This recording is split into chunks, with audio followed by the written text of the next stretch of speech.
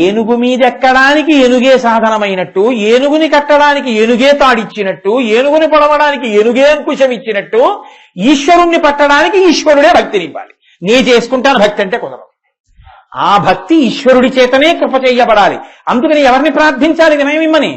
నే వినయం తెచ్చుకుంటాననకూడదు. అవినయం అపనయ విష్ణో దమయ మనః శమయ విషయం మృగతృష్ణాం. శంకర భగవత్పాదులు దివ్యధుని మకరందే అంటూ ప్రారంభం చేశారు. దివ్యధుని, ధుని అంటే ప్రవాహము, వాయువు చేత కదిలేటటువంటి ప్రవాహము కలిగిన దాన్ని సంస్కృతంలో ధుని అని పిలుస్తారు. దివ్యధుని అంటే దివ్యమైన ప్రవాహము కలిగినది. దివ్యమైన ప్రవాహము కలిగినది ఆకాశగంగ. ఎందుకంటే మూడుగా విస్తరించి ప్రవహించినటువంటిది గంగే. ఊర్ధ్వలోకాల్లో స్వర్గలోకమునందు ఆవిడ మందాకిని అన్న పేరుతో ప్రవహించింది. అందుకే శంకరులది సూచించడానికి దివ్యధుని మకరందే అన్నారు. మందాకిని అన్న పేరుతో స్వర్గంలో, భాగీరథి అన్న పేరుతో భూలోకంలో, భోగవతి అన్న పేరుతో పాతాళలోకంలో. ఒకే గంగ మూడు పేర్లతో ప్రవహించింది కాబట్టి ఆవిడికి త్రిపథగా అని పేరు. ఇప్పుడు శంకరులు అంటున్నారు దివ్యధుని మకరంది. మకరందము అంటే తేనె. తేనె ప్రవాహముగా కలిగినది. ఆ తేనె ప్రవాహమే గంగగా కలిగినది. ఏది?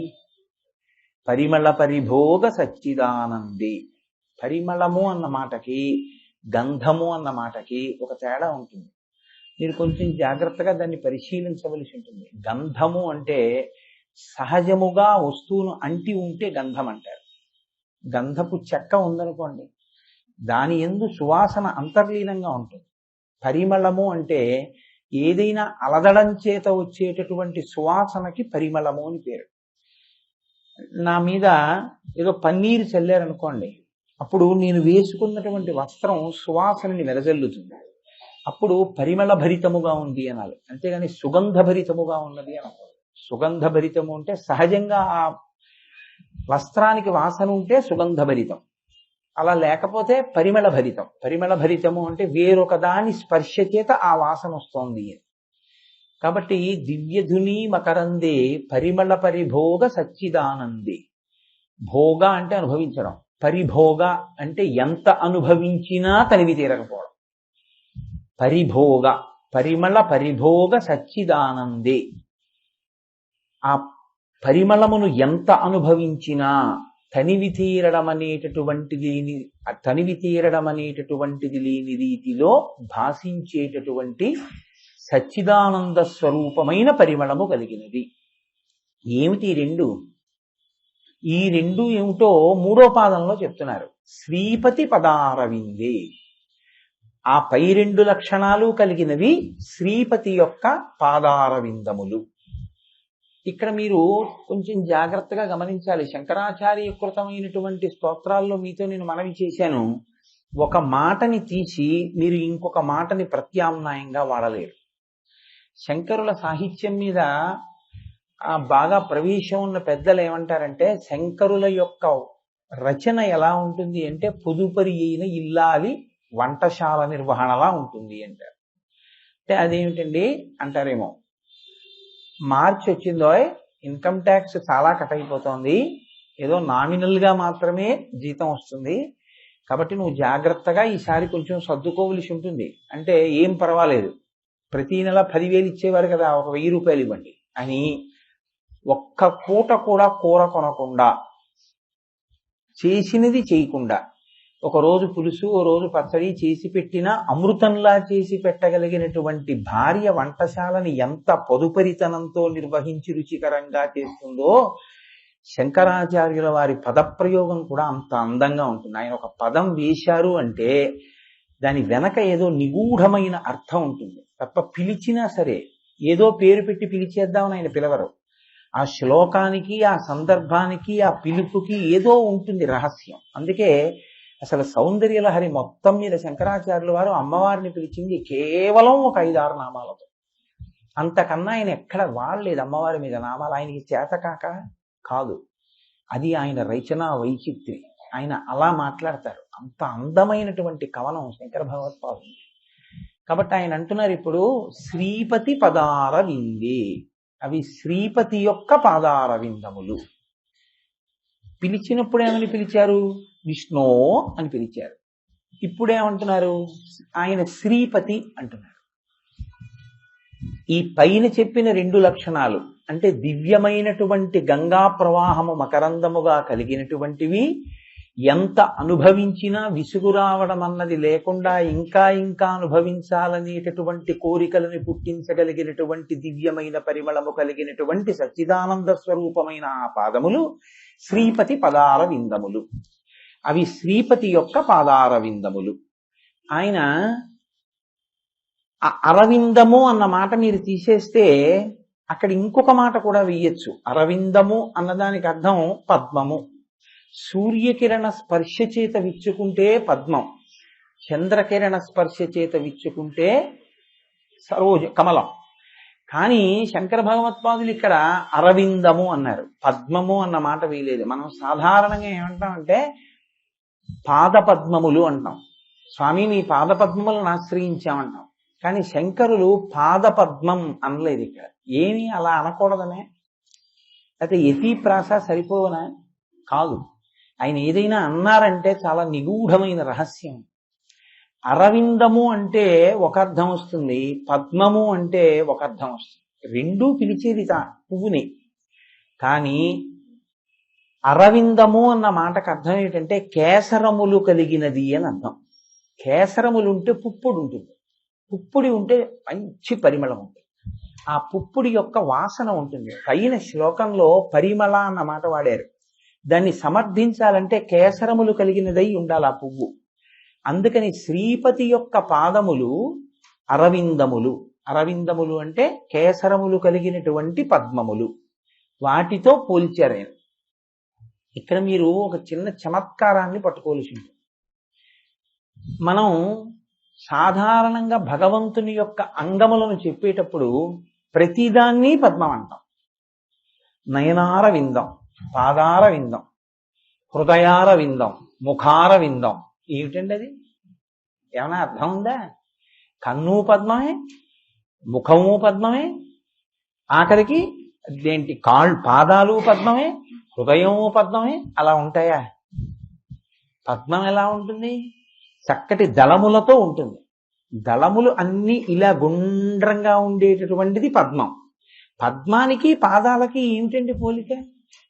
ఏమి లేదు కదా. పద్మములు చాలా కోమలంగా ఉంటాయి, సువాసన వెదజల్లుతూ ఉంటాయి, పైగా సూర్యాస్తమయం అయితే వాడిపోతాయి. ఆ పద్మములకు పాదములకు సమానమైనటువంటి ధర్మం లేదు నిజానికి.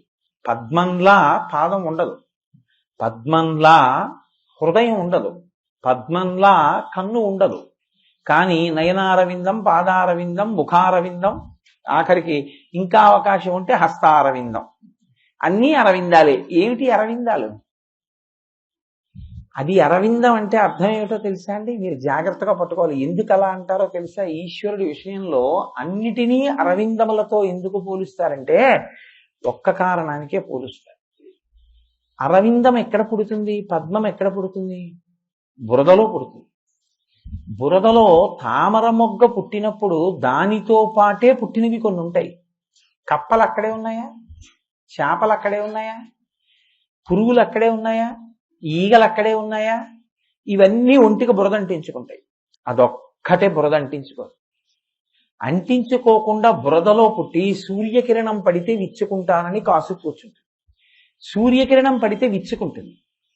బురదలో పుట్టినటువంటి పద్మంలో తేనె ఉంటుంది, తీయటి తేనె. ఈ పద్మంతో పాటే పుట్టి పెరిగాయి పక్కనే చేపలు, పురుగులు, కప్పలు. ఇవన్నీ వాటికి ఎప్పుడూ తెలియదు ఆ పద్మంలో తేనె ఉందని. అవి ఆ తేనె తాగే ప్రయత్నం కూడా ఎప్పుడూ చెయ్యవు. ఏది చేస్తుంది అందులో ఉన్న తేనె తాగే ప్రయత్నం? ఆ బురదలో ఉండకుండా పక్కన ఎక్కడో వనంలో ఉన్నటువంటి తుమ్మిద తెలుసుకుంటుంది ఈ పద్మంలో తేనె ఉంది. అది ఎగిరి వచ్చి ఈ పద్మం మీద వాలి పద్మంలో తేనె తాగుతుంది. పద్మంతో కలిసి ఆ బురదలో పుట్టినంత మాత్రం చేత పద్మంలో ఉన్న తేనె పద్మం పక్కన ఉన్న చేపకి, కప్పకి తెలియకపోయినా పక్కనున్న తుమ్మిదకి తెలుసున్నట్టే భగవంతుని యొక్క అవయవముల యందు తన దృష్టి కేంద్రీకరించి ధ్యానము చేసినప్పుడు ఆయన యొక్క అవయవములలోంచి స్రవించేటటువంటి మందార మకరంద పానము చేసి మత్తెక్కగలిగినటువంటి హృదయము ఎవరికి ఉందో వాడు తుమ్మెద. అప్పుడది అరవిందము. మీరు తుమ్మెద కావాలి, అది అరవిందము కావాలి. భగవంతుని నయనారవిందము అని నోటితో అనడం కాదు, అది ఎప్పుడు నయనారవిందం. మీరు తుమ్మెదైతే మీరెలా తుమ్మెదవ్వాలి అంటే, ఆయన కంటిని మీరు చూసేటప్పుడు అదే దృష్టితో, తదేక దృష్టితో చూడటం వల్ల మీ ఇంద్రియాలన్నీ వెనక్కి వచ్చేసి అబ్బా అని ఆ సౌందర్యాన్ని పానం చేయడంలో మీరు మత్తెక్కిపోయి పరమ సంతోషంతో అలా ఉండిపోయారనుకోండి. ధ్యానంలో ఒక కంటిని చూసి అలా ఉండిపోయారనుకోండి, ఇప్పుడు మీ 5 జ్ఞానేంద్రియములు, మనస్సు అనబడేటటువంటి 6 కాళ్లతో కూడిన షట్పది మనస్సు అనబడేటటువంటి భృంగము భగవంతుని యొక్క ఏ అవయవము అరవిందముగా ధ్యానంలో కనపడిందో దాని మీద వాలి ఉండిపోయి అందులో ఉన్న మకరందాన్ని పానం చేస్తోంది. ఇప్పుడు అది అరవిందం. మీరు భృంగము కాకపోతే అది వాచికంగా అరవిందమేమో కానీ అది ఎప్పటికీ అరవిందము మాత్రము కాలేదు భగవంతుడి విషయంలో. భగవంతుడి విషయంలో ఆ అవయవం మీరు చూసేటటువంటి అంగ ప్రత్యంగములలో ఏది చూస్తున్నారో అది ఎప్పుడు అరవిందం అవుతుంది అంటే మీరు భృంగము కాగలిగితే. మీరు భృంగము అంటే మీరు షట్పది కావాలి. 6 కాళ్ళు కలిగినటువంటి తేనెటీగ మీరు కాగలగాలి. మీరు 6 కాళ్ళు ఉన్నటువంటి తేనెటీగ అయితే, తేనెటీగ అవడం అంటే శారీరకంగా మారిపోమ్మని కాదు నా ఉద్దేశ్యం. మీతో మనవి చేశాను, షట్పది అంటే 6 కాళ్ళు ఉన్నది.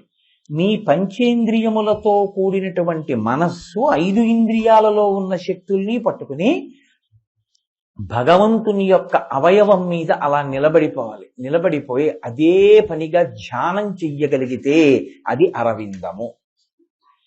ఇప్పుడు అలా ధ్యానం చెయ్యాలి అంటే మీలో కూడా ఒక తామర పువ్వు ఉండాలి. ఇది గమ్మత్తు. మీలో తామర పువ్వు ఏమిటో తెలుసా అండి?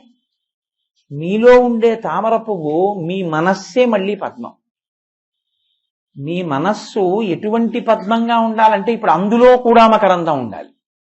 అందులో కూడా మకరందం ఉంటే ఆయన భృంగమై మీ దగ్గరికి వస్తాడు. అది ఎలా వస్తాడు అంటే శంకర భగవత్పాదులు శివానంద లహరిలో చూపించారు ఈ రహస్యాన్ని. భృంగీచ్ఛా నటనోత్కట కరిమదగ్రాహీ స్ఫురన్మాధవాహ్లాదో నాదయుతో మహాసితవపు పంచేషుణాచాధృత సత్పక్ష సుమనోమనీషు నపునః సాక్షాన్మదీయే మనోరాజీవే భ్రమరాధిపో విహరతాం శ్రీశైలవాసీ విభు అని పిలిచారు. అంటే భృంగీచ్ఛా నటనోత్కట కరిమదగ్రాహీ స్ఫురన్ మాధవా హ్లాదో నాదయుతో మహాసితవపు పంచేషుణాచాధృత. నా హృదయం అనేటటువంటి పద్మమునందు భక్తి అనబడేటటువంటి మకరందము నిండిపోయి ఉంటే, భక్తితో నిండిపోయి ఉందనుకోండి, ఇప్పుడు నా హృదయం అనేటటువంటి పద్మంలో ఉన్న భక్తి అనే మకరందాన్ని తాగడానికి ఓ భృంగం వస్తుంది. అదే భృంగం ఈశ్వరుడే. ఆవిడ భృంగి. ఎందుకని? శ్రీశైలంలో ఆవిడ భ్రమరాంబ. భ్రమరాంబ అంటే ఆవిడ భృంగి అంటే ఆడతుమ్మెద. ఆవిడ ఆడతుమ్మెద అయితే ఆయన మగ తుమ్మెద. ఇప్పుడు తుమ్మెద కాబట్టి ఆయన షట్పది, ఆయన 6 కాళ్ళు ఉన్నవాడు. ఇప్పుడు ఆ తుమ్మెద ఏం చేస్తుంది? ఈ తేనె తాగడానికి వస్తుంది.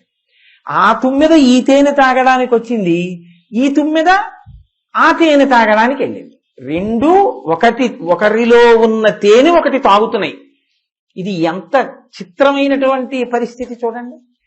అసలు ఇక్కడ ఆ తేనె లేకపోతే, ఇక్కడ మీరు భృంగము కాకపోతే, మీరు షట్పది కాలేకపోతే, మీరు ఈశ్వరుడు యొక్క అవయవముల దర్శనమునందు అటువంటి తాదాత్మ్యమును పొందలేరు.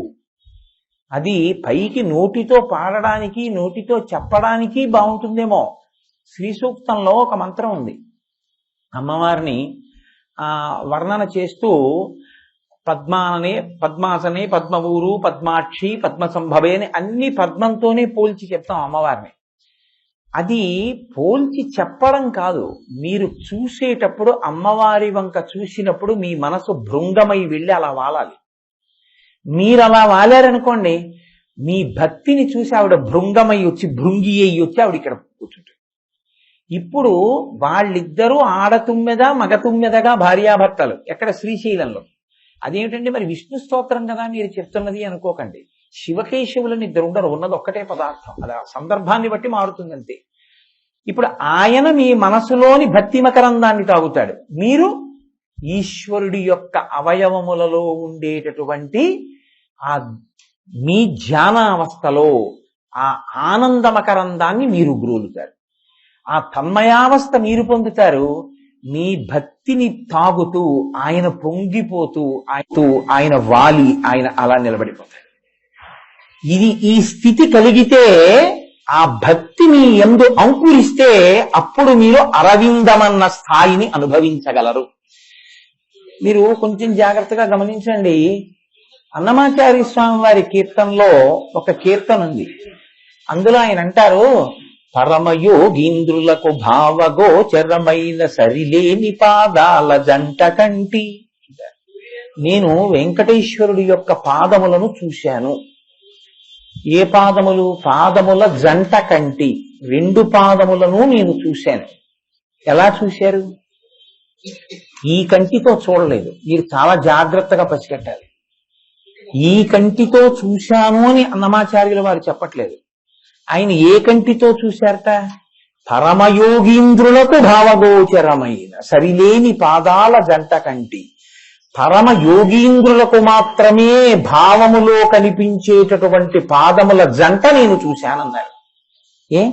కంటి నకిలాండకర్త నధిపుని కంటి నధిపుని వేడుకుంటి అన్న ఆయన వెంకటేశ్వర స్వామి వారి నిజపాద దర్శనం ఉందిగా, చూడలేదా?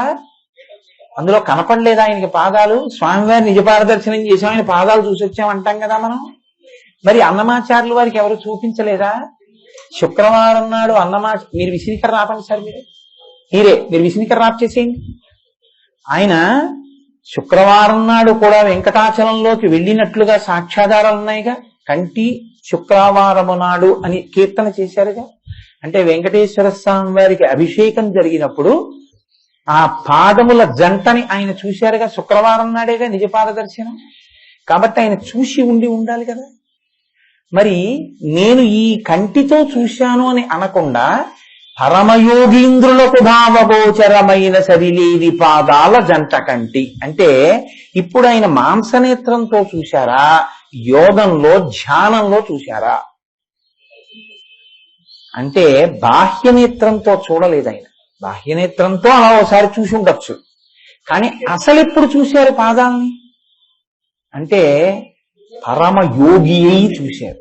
యోగి అంటే పతంజలి యోగశాస్త్రంలో చెప్తాడు, అనేన యుజ్యతే ఇది యోగ. అనేకముగా ఉన్నది ఒకటైపోవాలంటే ఇంద్రియములన్నిటినీ కట్టడి చేసి వెనక్కి తీసేయాలి. ఇంకా ఇంద్రియములు పైకి చూడడం ఉండకూడదు. ఈ కన్ను తెరిచి ఉన్నా బయట దాన్ని చూడకూడదు. ఈ చెవికి ఏవి వినపడకూడదంటే చెవి విన్నా దాన్ని మనసు గ్రహించకూడదు. కన్ను చూసినా మనసు పుచ్చుకోకూడదు. దీనికి ఎవరైనా తగిలినా మనసు పుచ్చుకోకూడదు. మరి మనసు ఎక్కడికి వెళ్ళాలి? యోగమునందు లోపల మనసు భావన చేసింది. భావనాబలం మనసుది. మనస్సు భావనలో చూస్తోంది వెంకటేశ్వరుడి పాదాలని. బాహ్యంలో కాదు చూస్తున్నది, భావనలో. భావనలో చూస్తే ఏం కనపడుతుంది? బాహ్యంలో చూసిన దానికి భావనలో చూసిన దానికి తేడా కనపడుతుందా? నేను ఇలా వెళ్ళి వెంకటేశ్వర స్వామి వారి పాదాలు చూస్తే చూసేదానికి, ధ్యానంలో చూసేదానికి ఏమైనా తేడా వస్తుందా? వస్తుంది. ఎందుకు వస్తుందో తెలుసా అండి? మీరు వెంకటేశ్వర సుప్రభాతంలో ఒక శ్లోకం వినుంటారు. తేలిగ్గా చెప్పడానికి ఆ సుప్రభాత శ్లోకాన్ని తీసుకుంటే మీకు అందరికీ అది చిరపరిచితం కాబట్టి. రేఖామయధ్వజుదాకలశాత పత్ర వజ్రాంకుశాంబరుహకల్పక శంఖ చక్రై భవ్యైరలంకృతతలౌ పరతత్వ చిహ్నై శ్రీ వెంకటేశ చరణౌ శరణం ప్రపద్యే అంటాం. శ్రీ వెంకటేశ్వర, నేను నీ పాదములకు శరణాగతి చేస్తున్నాను. ఆ పాదముల యొక్క అరికాళ్లలో ఏమున్నాయో తెలుసా? రేఖామయధ్వజ సుధాకలశాత పత్ర వజ్రాంకుశాంబురుహకల్పక శంఖ చక్రై. శంఖము, చక్రము, అమృతపాత్ర, నాగలి మొదలైనటువంటి దివ్యమైనటువంటి చిహ్నములు ఆ అరికాళ్లలో ఉన్నాయి. ఆ అరికాళ్లలో ఉన్నటువంటి దివ్యమైన చిహ్నములను నేను చూస్తున్నాను. ఇప్పుడు నాకు ఒక విషయాన్ని మీరు చెప్పండి. మీరు బాహ్యంలో వెంకటేశ్వర స్వామి వారి దర్శనానికి వెడితే ఆయన అరికాళ్ళు మీకు కనపడతాయా? కనపడవు. ఎందుకు కనపడతాయి? ఆయన అరికాళ్ళు ఆయన ఇలా పైకెత్తి మీకు చూపిస్తే మీకు కనపడతాయి కదండి. లేకపోతే ఏం కనపడతాయి? పాదముల యొక్క ఉపరితలములు మాత్రమే మీకు కనపడతాయి తప్ప అరికాళ్ళు కనపడవు. అరికాళ్ళు కనపడాలంటే ఆయనే తన పాదాన్ని ఇలా పైకెత్తాలి. ఇలా పైకెత్తాలంటే ఆయన నిలబడి ఉంటారు వెంకటేశ్వర స్వామి గారు. నిలబడి ఉన్న వెంకటేశ్వర స్వామి ఇలా ఎత్తి చూపించడం అంటే ఎలా కుదురుతుంది? కష్టం కదా. అప్పుడు ఆయన ఈ వెనక వాటి మీద ఆ ఊంచుకుని నిలబడాలి. అప్పుడు మీరు కింద కూర్చునేది ఉందని చూడాలి. ఇప్పుడు మీకు బాగా కనపడాలంటే ఆయన ఏం చెయ్యాలి? ఆయన కూర్చోవాలి. ఇది పరమయోగీంద్రులకు భావగోచరమైన. అందరూ నిలబడిన వాడిని చూస్తే కూర్చున్న వాడిని చూశా నేను. ఎక్కడ? నా ధ్యానంలో చూశాను. ఎందుకు లొంగాడు? కూర్చుని ఎందుకు కనపడ్డాడు అంటే ఆయన భక్తికి లొంగాడు. అన్నమాచార్యుల వారి భక్తికి లొంగి, ఓయ్ వచ్చావా అన్నమయ్య రా అని ఆయన అకస్మాత్తుగా సింహాసనం మీద కూర్చుని దా దగ్గరికి రా అని వెళ్ళిన వాళ్ళు ఏం చేస్తారు? ఇలా వంగి నమస్కారం చేస్తుంటే రెండు కాళ్ళు పైకెత్తి అన్నమాచార్య శిరస్సు మీద ఉంచారు. ఒక ఈశ్వరుడు కానీ గురువు కానీ ఇచ్చేటటువంటి గొప్ప వైభవం ఏమిటంటే ఆయన పాదములను తీసి ఆ శిష్యుడి యొక్క తల మీద ఉంచుతాడు. ఇప్పుడు ఈ తల మీద పాదములు పెడితే తానే పెట్టారని ఊరుకుంటారా? ఊరుకోరు. ఆ పాదముల కింద ఏమున్నాయో చూడ్డానికి ఇది శంకరాచార్యులు వారి శివానంద లహరిలో ఒక చోట చేశారు ఆ శ్లోకం. గృహీత్వా హస్తాభ్యాం శిరసి నయనే వక్షసి వహన్ అంటారు.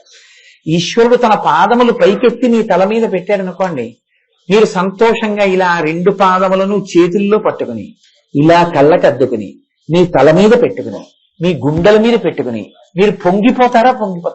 పొంగిపోరా? పొంగిపోతారు కదా. అంతేగాని తల మీద పెడితే తల మీద పెడితే అక్కడ పెట్టేసి ఊరుకుంటారా? ఇలా గబగబా రెండు పట్టుకుని రెండు చేతులతో పట్టుకున్న పాదాలని తల మీద పెట్టుకుంటారు. తల మీద పెట్టుకున్నవి తనివి తీరకి ఇలా కళ్ళకద్దుకుంటారు. అద్దుకున్నవి ముందుకు జరిగి గుండెల మీద పెట్టుకుంటారు. గృహీత్వా హస్తాభ్యాం శిరసి నయనే వక్షసి వహన్ అలభ్యాం బ్రహ్మాద్యైః ముదమనుభవిష్యామి హృదయే. బ్రహ్మాదులు అనుభవించినటువంటి ఆనందాన్ని ఆ పాదాలు పట్టుకున్నప్పుడు నేను అనుభవిస్తాను. ఇప్పుడు కూర్చుని పాదములు పైకెత్తినటువంటి వెంకటేశ్వరుడి పాదముల యొక్క అరికాళ్లలో ఉన్న చిహ్నములను అన్నమయ్య చూశారు. ఇవి మీకు నాకు కనపడతాయా అంటే మీకు కనపడచ్చు, మీరు భక్తులు కాబట్టి అనుకోండి. నేను మిమ్మల్ని ఎందుకు చిన్నపుచ్చాలి? అవి ఎవరికి కనపడతాయి? బాహ్యంలో చూస్తే కనపడేవి కావు. అది మనం నోటితో చెప్తామంతే. శ్లోకం రేఖామయద్వజుషాకల శాంతపత్ర వజ్రాంకుశాంబురు హకల్పక శంఖచక్రై. ఆగు, నువ్వు చూసావా అంటే ఎప్పుడు చూసావు? ఎప్పుడు నిలబడ్డ పాదాలేగా నువ్వు చూసింది. అరికాళ్ళు ఎప్పుడు చూసావు? చూడలేదు. అరికాళ్ళు చూడడానికి కదులుతూ వెళ్ళిపోయిన దర్శనంలో దొరకవు. ఎప్పుడు దొరుకుతాయి? ఇంద్రియాలని వెనక్కి తీసేయాలి. వెనక్కి తీసేసి మీరు ఇలా కూర్చుంటే, మీరు ధ్యానమునందు మగ్నమైపోతే, ధ్యానమగ్నులైతే, యోగరత్నావళి అని శంకరాచార్యులు వారు చేశారు. ఆ స్తోత్రంలో ఆయన ఒక మాట అంటారు. అందులో మీరు బాగా యోగ సమాధిలోకి వెళ్ళిపోయారు అని గుర్తు ఏమిటంటే, గాత్రం యదామ మల్లతాహ పరివేశయంతి. మొట్టమొదట మీకు బాహ్య స్మృతి పోయింది అని గుర్తు ఏమిటంటే, మీరు బాగా ధ్యానావస్థలో నిలబడిపోయారు అనడానికి గుర్తు తీగ మిమ్మల్ని నమ్ముతుంది. నేను ఇక్కడ ఇలా స్థిరంగా కూర్చుని అక్కడ పుల్ల ముక్కెట్టి ఓ తీగ పెట్టాను అనుకోండి, ఇక్కడే కూర్చుని ఏదో మా ఆవిడితో నోట్లో పోయించేసుకుని కదలకుండా కూర్చుని ఆ తీగ వచ్చి నన్ను అల్లుకోదు. ఎందుకో తెలుసా అండి? దానికి తెలిసి వీళ్ళు లేచిపోతాడు. అది అలా పక్కకి తిరిగి ఆ పుల్ల ముక్కను అల్లుకుంటుంది. అంటే కదలది ఇంకా అని నమ్మితే అది వెళ్ళి అల్లుకుంటుంది. శంకరాచార్యులు వారు అన్నారు, శ్రీశైల శృంగపు హరేషు కదోపలప్స్యే గాత్రం యదామ మలతాహ పరివేశయంతి కర్ణే యదాహ విరచయంతి ఖగాశ్చ నీడాస్ అన్నారు. నేను ఇలా కూర్చుంటే తీగలు వచ్చి నన్ను అల్లుకోవాలి. తీగలు అల్లుకుంటే పక్షులు నమ్ముతాయి, వీడు లేవడింకా, వీడు స్తంభీభూతుడైపోయాడు ధ్యానంలో. ఇప్పుడు అవి ఏం చేస్తాయంటే పుల్ల ముక్కలు తెచ్చి చెవి కన్నంలో పెడతాయి. ఎందుకు పెడతాయి? గూడు కట్టుకుంటాయి. అసలు ఎంత నిద్రపోతున్నా చెవిలో పుల్ల పెడితే చటుక్కుని లేస్తాడు కదండి. చెవిలో పక్షులు పుల్లలు పెట్టాయి, ఆయన లేవలేదు. ఇప్పుడు 2 పెద్ద పెద్ద పుల్లలు పెట్టి, మిగిలిన పుల్లలు పెట్టి, గూళ్ళు కట్టి, గడ్డి పెట్టి, పక్షి ఊరుకుంటుందా? గుడ్లు పెట్టి పొదిగింది, పిల్లలు పెట్టింది. ఇప్పుడు అది వెళ్ళి ఆహారం పట్టుకొస్తుంది, ఇవన్నీ కోకో కోకో కోకో కోకోలు ఆడుతుంటాయి.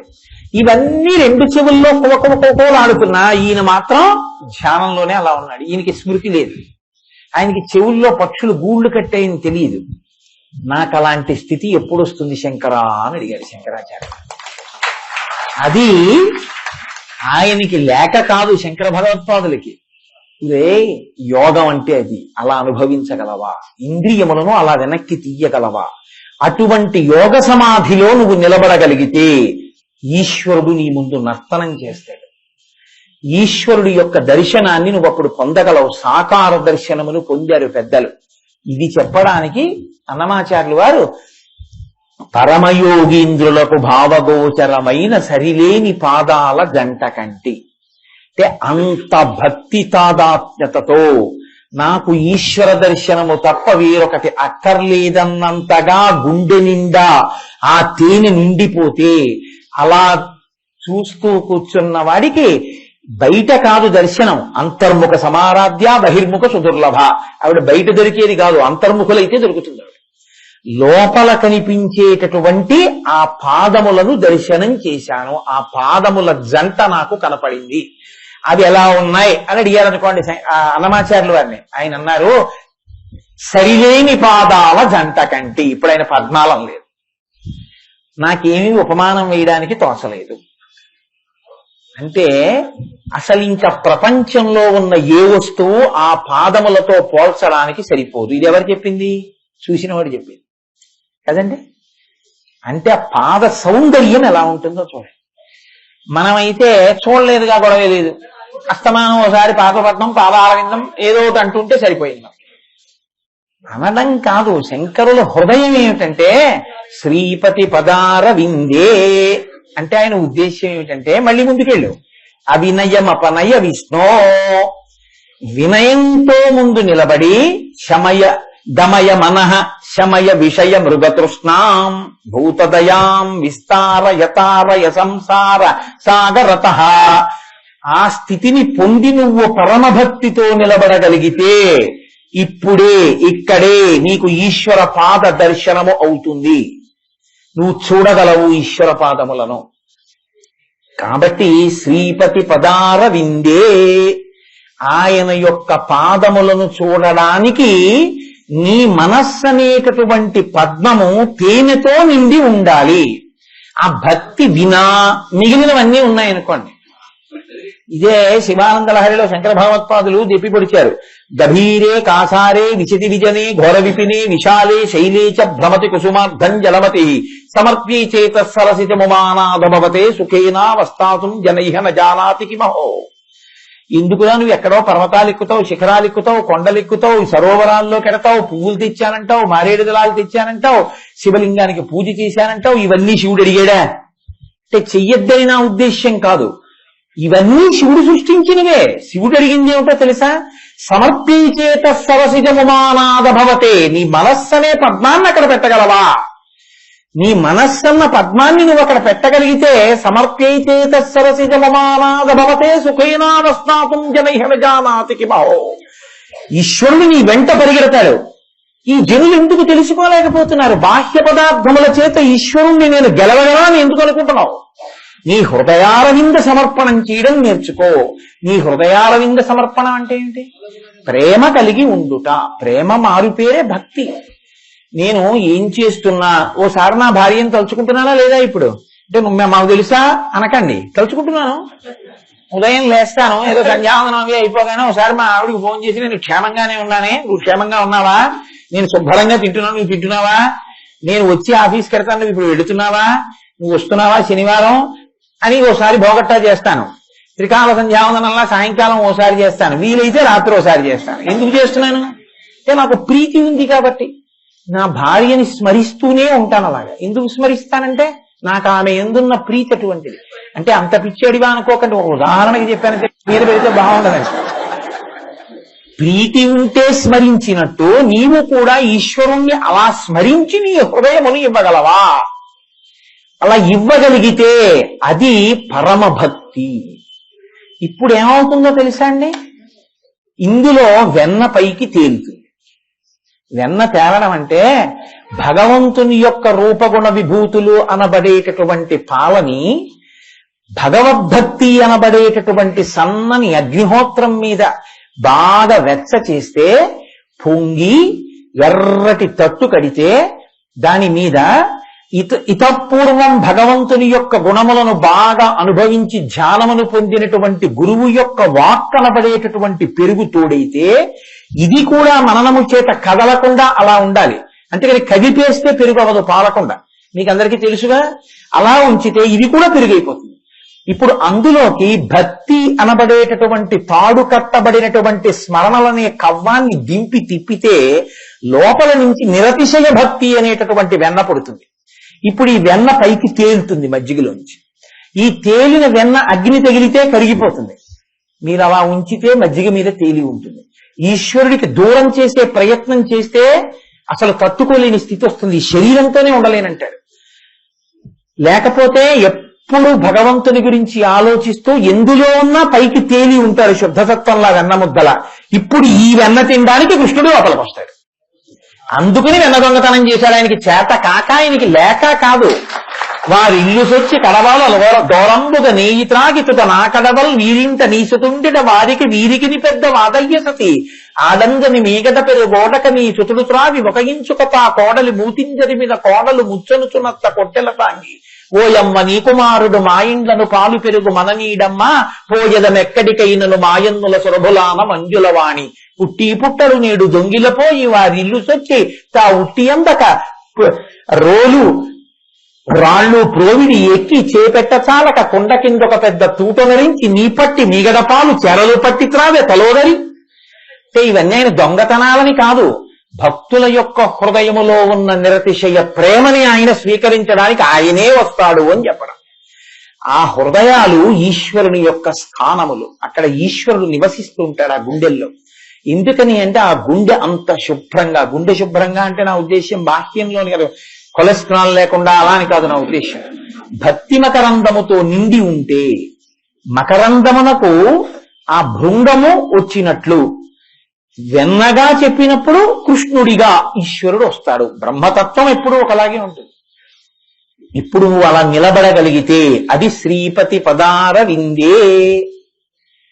ఇప్పుడు బాగుందండి, శ్రీపతి పదార విందే మాకు కొంతవరకు అర్థమైంది. మీరు చూడండి, ఈశ్వరుడు ఎందుకు దగ్గరికి వచ్చినట్టు వచ్చి వెళ్ళిపోతుంటాడో తెలుసా అండి? ఒక్కటే కారణం. అదేం అంత తేలికగా సాధన పట్టుపడిపోయేటటువంటిది ఏం కాదు. ఇలా మనం చక్కగా అన్ని సాధించేసుకున్నాం, భగవంతుడిని పొందామన్నట్టు ఉంటుంది, అంతలో దారిపోతాడు. రాసలీలలో అంతే కదా, వాళ్ళ గోపికలతో ఆడుతుంటారు, అంతలో అంతర్ధానం అయిపోతాడు. అంటే వాళ్ళకి పిచ్చెక్కిపోయి నల్లనివాడు అని నల్లనివాడు ఏదో మేలి నయనమ్ములవాడు కృపారసమ్ముపై చల్లెడువాడు అని వాళ్ళందరూ ఆఖరికి ఎంత వెర్రెక్కిపోయారంటే పున్నాగ కానవే పున్నాగ వందిత తిలకంబ కానవే తిలకనిటలు ఘనసార కానవే ఘనసార శోభితు బంధూక కానవే బంధుమిత్రు మన్మథ కానవే మన్మథాకారుని వంశంబ కానవే వంశధరుని చందన కానవే చందన చర్చితో కుందంబ కానవే కుందరదను ప్రియక పాదవ కానవే ప్రియ విహారు ఇంద్రభూజను కానవే ఇంద్ర విభవు అనుచు గోపికలు పలికిరి. ఆ లతల వద్ద అని వాళ్ళందరూ వెళ్లి చెట్లని కూడా చూడకుండా చెట్లను పట్టుకుని కృష్ణుడు ఉన్నాడా అని అడిగారు. అంటే అంత వ్యామోహం భగవంతుడి మీద పెరిగింది. అంత వ్యామోహం పెరిగినటువంటి గుండెలకే అప్పుడప్పుడు చూసావా కృష్ణుడు మాతో ఉన్నాడు అనుకునేటప్పటికి అంతర్ధానం అయ్యాడు. అందుకని శంకరుల స్తోత్రం దీంతో ప్రారంభమైందంటే అవినయమపనయ విష్ణో, దాంతో ప్రారంభం చేశారు. భగవంతుడు తనంత తానుగా కోరి కోరి ప్రేమగా వచ్చేటటువంటి ప్రదేశం ఏదో తెలుసా అండి? అమాయకంగా శుద్ధ భక్తితో భగవంతుణ్ణి ప్రేమించడం తప్ప ఇంకొకటి చేతకాని చోటికే ఈశ్వరుడు చేరుతాడు. భేషజాలున్న చోటికి పరమాత్మ చేరలేడు. ఎందుకో తెలుసా అండి? ఒక్కటే కారణం. ఇంట్లో అంతా అసహ్యంగా ఉంటే అక్కడికి వెళ్ళి యజమాని ఏం కూర్చుంటాడు? లోపలంతా రకరకాలైన రాగద్వేషాలు. భగవంతుడి విషయంలో కూడా ఇవన్నీ మేమే చేస్తున్నాం ఈశ్వరుడు కనుకున్న వాడికి ఈశ్వరుడు ఏం చిక్కుతాడు? చిక్కడు శిరికౌగిటిలో చిక్కడు చలకాదు యోగి చిద్దాబ్జములం చిక్కడు శృతిలతి కావలి. అటువంటి వాడు చిక్కుతాడా? చిక్కడు. దేనికి చిక్కుతాడు? ఈశ్వరుడు కావాలని మీరు అడగక్కర్లేదు, ఈశ్వరుడు రావాలని మీరు అడగక్కర్లేదు. మీరు పరమ ప్రేమతో ఉంటే చాలు భగవంతుని పట్ల. అందుకే భూతదయాం విస్తారయ, అన్నిటి యందు ఈశ్వరుణ్ణి చూసి ప్రేమించగలగాలి. అలా ప్రేమించగలిగారనుకోండి, మీరు అడగక్కర్లేదు.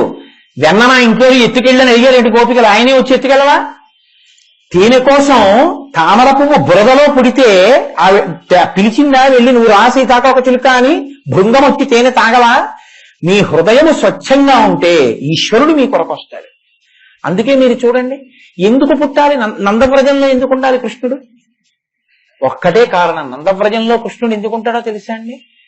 పోతన గారు చెప్పకుండా అందమైనటువంటి పద్యాలతో చెప్పారు. యశోదకి కొడుకు పుట్టాడు. యశోదకు కొడుకు పుడితే గోపికలకి ఎందుకు సంతోషం? వాళ్ళన్నారు, అబ్బబ్బా ఎన్నాళ్ళకి విన్నాం ఇంత మంచి మాట, చాలా కాలం నుంచి ఎదురు చూస్తున్నాం, ఈ యశోదకి ఓ కొడుకు పుడితే బాగుందని అని వాళ్ళన్నారు. ఏమి నోమ ఫలము ఇంత ప్రొద్దొక వార్త వింటి మబలలా రవీనులరా. కాబట్టి మన యశోద చిన్న మగవానిక నిన్నట చూచివత్తమం మసుదతులారా, రండి రండి వెళ్ళి చూసొద్దాం అన్నారు. ఇంత అమాయకులైనటువంటి హృదయాలున్న వాళ్ళు కాబట్టే అక్కడికి ఆయన వచ్చి పుట్టాడు. వాళ్ళకి తెలియకపోవచ్చు పుట్టినవాడు పరంధాముడని, కానీ పరంధాముడు పుట్టింది సత్యమా కదా? అజాయమానో బహుధా విజాయతే, పుట్టవలసిన అవసరం లేనివాడు అక్కడ పుట్టాడా లేదా? ఇప్పుడు అక్కడ పుట్టాడు కాబట్టి వాళ్ళు ఆయనతో ఆడుకుంటారా ఆడుకోరా? ఆయన్ని ముట్టుకుంటారా ముట్టుకోరా? ఆయనకి స్నానం చేయిస్తారా స్నానం చేయించరా? ఇన్ని వైభోగాలు వాళ్ళకెలా పట్టాయి? మీరు చాలా జాగ్రత్తగా ఈ విషయాన్ని పరిశీలనం చేయాలి. ముట్టినే అన్నారు శంకరుడు, శ్రీపతి పదార విందే అన్నారంటే అంత భావన లోపల దాచి అంటారు ఆయన. వాళ్ళు ఎంత స్థాయికి వెళ్ళిపోయారంటే ఆ గోపికలు ఆ చిన్ని కృష్ణుణ్ణి తీసుకొచ్చి ఒళ్ళో పడుకోబెట్టుకున్నారు. బాలునికి నూనె తలయంటి పసుపు రాసి బోరు కాడించి హరిరక్షపమ్మటంచు జలము లొకకొన్ని చుట్టి పాడిరై విదలెల్లా.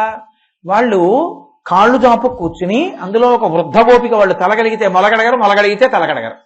అటువంటి వాళ్ళు కాళ్ళు జాపు కూర్చుని బట్ట పైకి పెట్టుకుని ఒక వృద్ధ గోపిక ఎవరైనా సాక్షాత్ పరంధాముడు, ఆయన యొక్క గోటి కాంతి యోగులకు దర్శనం కాలేదు.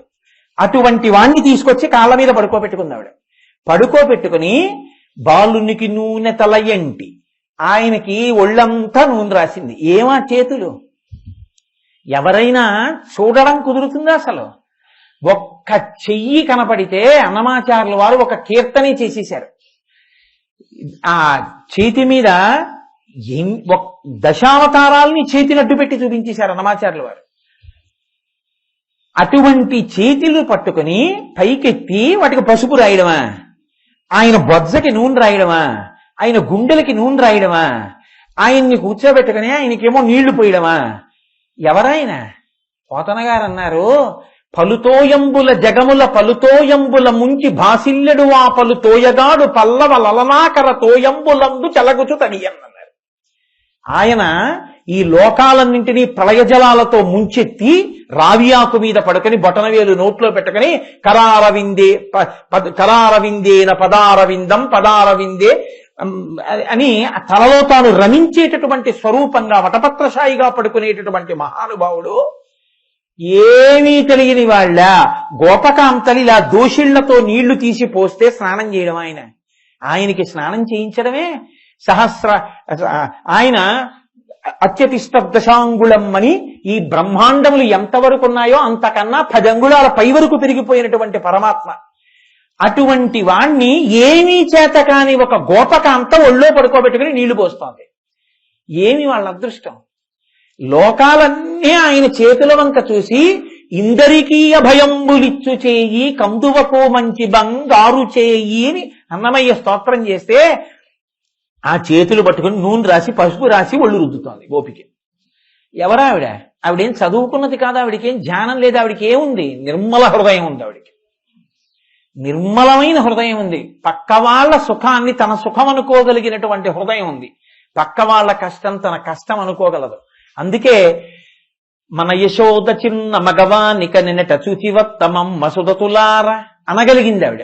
అంతే, అక్కడ పుట్టాడు మహానుభావుడు. వాళ్ళేం ఊరుకున్నారా? ఆయన్ని తీసుకొచ్చి ఉయ్యాల్లో పడుకోబెట్టి బోర్లా పడుకోబెట్టేసి ఆయన వీపు మీద చేతులు పెట్టి కొట్టేశారు.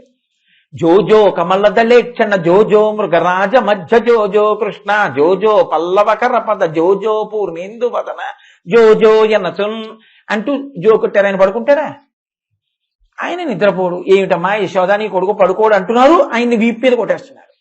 ఏమిట్రా మందర పర్వతాన్ని మోసినప్పుడు కూడా ఇంత మంట పెట్టలేదు, ఇలా కొట్టేస్తున్నారు ఏమిట్రా వీళ్ళు, ఎందుకు కొడుతున్నారని ఆలోచించేట ఆయన. ఇంతటి పరమాత్మ ధ్యానం చేయాల్సి వచ్చింది, వీళ్ళు ఎందుకు కొడుతున్నారు నన్ను ఇలా అంటే ఆయన అనుకున్నట్ట, ఓహో లోకములు నిదురపోవగత నిదురింపని శుభగుడు రమణులు జోకొట్టి పాడా తా నిదిరించిన క్రియ నూరకుండే కనుచెరవకయున్. వీళ్ళకి ఈ లోకంలో ఓ జబ్బుంది, సాయంకాలం అయితే పడుకుంటారు. నేను అందరూ పడుకున్నా పడుకోకుండా లేచి ఉండేటటువంటి స్వభావం నాది. నేనే పడుకుంటే ఇంకా లోకాలేం లేస్తాయి? ఉన్మేష నిమిషోత్పన్న విపన్న భవనావళి, కన్ను మూస్తే ఇంకా లోకాలు లయమైపోతాయి. అందుకని నాకు తెలివిగా ఉండే లక్షణం నాది, పడుకునే లక్షణం వీళ్ళది. వీళ్ళు నేను కూడా పడుకోవట్లేదు అనుకుని ఈ లోకంలో పుట్టినందుకు నా వీపు మీద కొట్టేస్తున్నారు. కాబట్టి నేను పడుకున్నట్టు కళ్ళు మూసుకుంటే వీళ్ళు ఊరుకుంటారని ఆయన కళ్ళు మూసుకున్నట్టు. ఈ స్థితిని చూసి పోతన గారు అన్నారు, ఏ పాములిరుగక ఏ పారు మేటికి పశుల కాపరి ఇంట పాము కలిగే అన్నారు.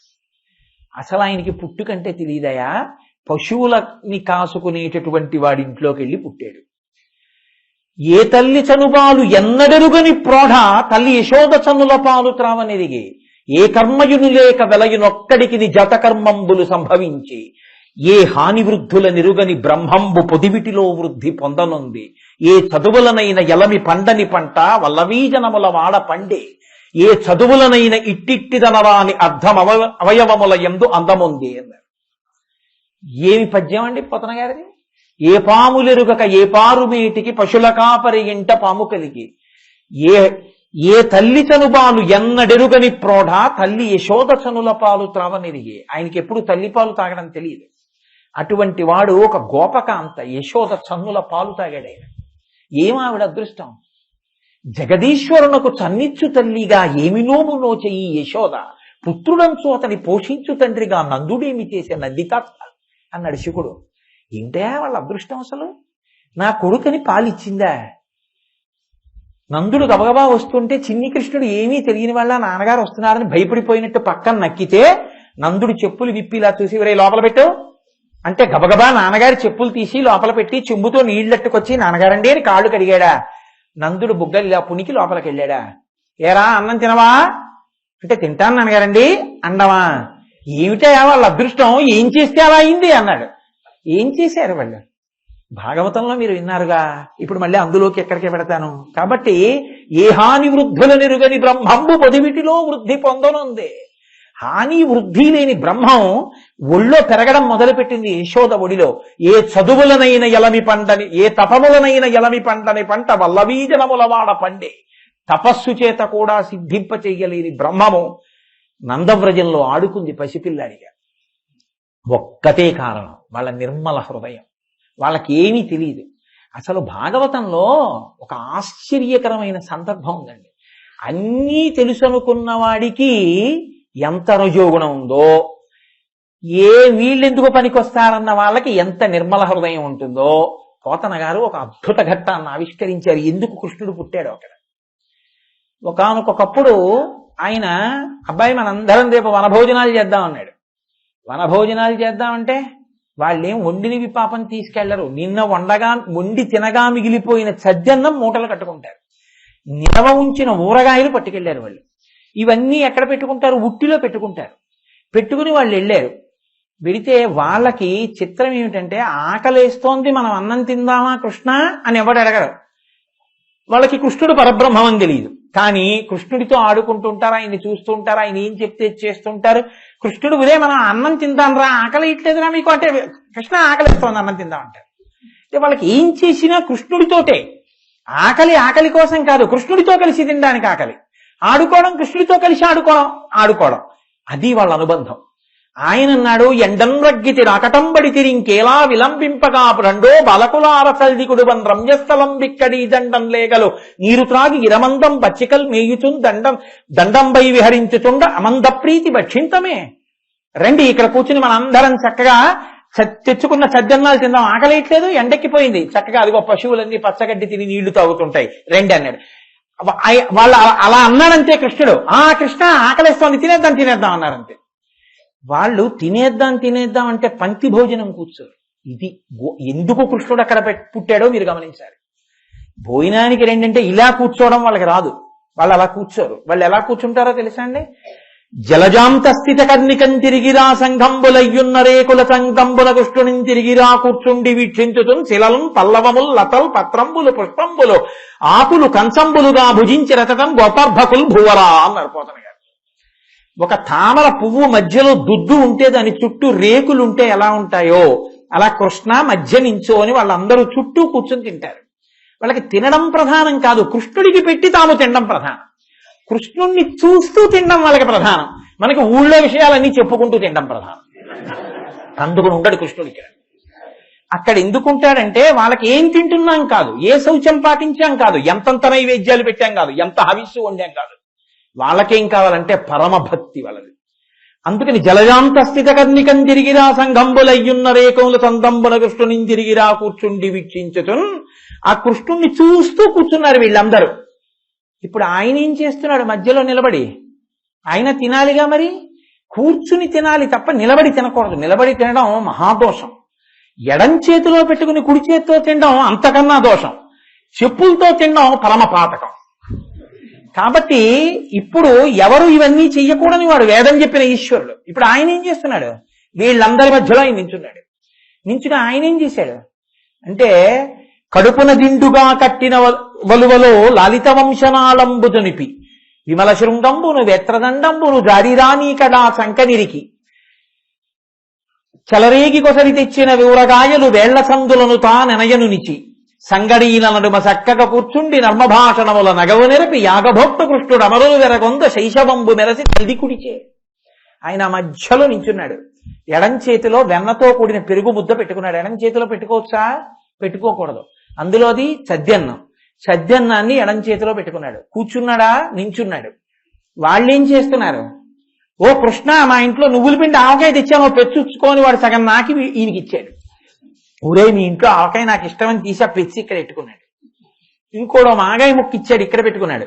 చలరేగి కొసరి తెచ్చిన ఊరగాయలు వేళ్ల సందులను తానెనయను నిచి ఆ వేళ్ల సందుల్లో పెట్టుకున్నాడు. పెట్టుకుని సంగడీల నడుమ చక్కగా కూర్చుండి నర్మభాషణముల నగవు నెరపి మధ్య మధ్యలో తింటూ కూర్చుంటూ లేస్తూ వాళ్ళతో మాట్లాడుతూ అటు తిరిగి ఇటు తిరిగి పరాచకాలాడుతూ ఆ ముద్దలు తింటున్నాడు. దేవతలు అన్నారు, ఓరి వీళ్ళ భాగ్యం రా, పరబ్రహ్మంతో తింటున్నారు రా వీళ్ళు. ఎవరైనా యాగభోక్త కృష్ణుడు అమరులు వెరగొంద శైశవంబు మెరసి తల్ది కుడిచి. యాగభోక్త యజ్ఞం చేసి ఇదం నమమా అంటూ చాలా జాగ్రత్తగా మీరు హవిస్సుని ఆ అగ్నిహోత్రంలోకి ఏకకాలంలో సమిధని నీతిని చిరు అంటే హవిస్సుని నమమా అనేటప్పటికి వేస్తే వచ్చి పుచ్చుకుంటాడు. హవ్యవాహనుడి ద్వారా అగ్నిహోత్రం ద్వారా పుచ్చుకునేటటువంటి వాడు సజ్జన్నం తింటున్నాడు రా గోపాల బాలులతో. ఎంత ఆశ్చర్యం! చూడండి చూడండి, వాళ్ళందరూ నిలబడ్డారు దేవతలు. ఈయనేం చేస్తున్నాడు? మధ్యలో నిలబడి సజ్జన్నం తింటున్నాడు. ఈ అలజడికి బ్రహ్మగారు సమాధిలోంచి బయటకు వచ్చాడు. ఏమిట్రా మీ అందరింత అల్లరి చేస్తున్నారని కమండలం పట్టుకు బయటకు వచ్చాడు. చూడవయా బ్రహ్మగారు, నువ్వు కూడా చూడు చిన్న పరబ్రహ్మం కృష్ణ పరమాత్మ ఎలా తింటున్నాడో చూడన్నారు. 4 ముఖాలున్నవాడు, నారాయణుడి దగ్గర వేదం నేర్చుకున్నవాడు. ఆయన అన్నాడు, వాడు పరబ్రహ్మమా, నీకు బుద్ధి ఉందిరా అన్నాడు.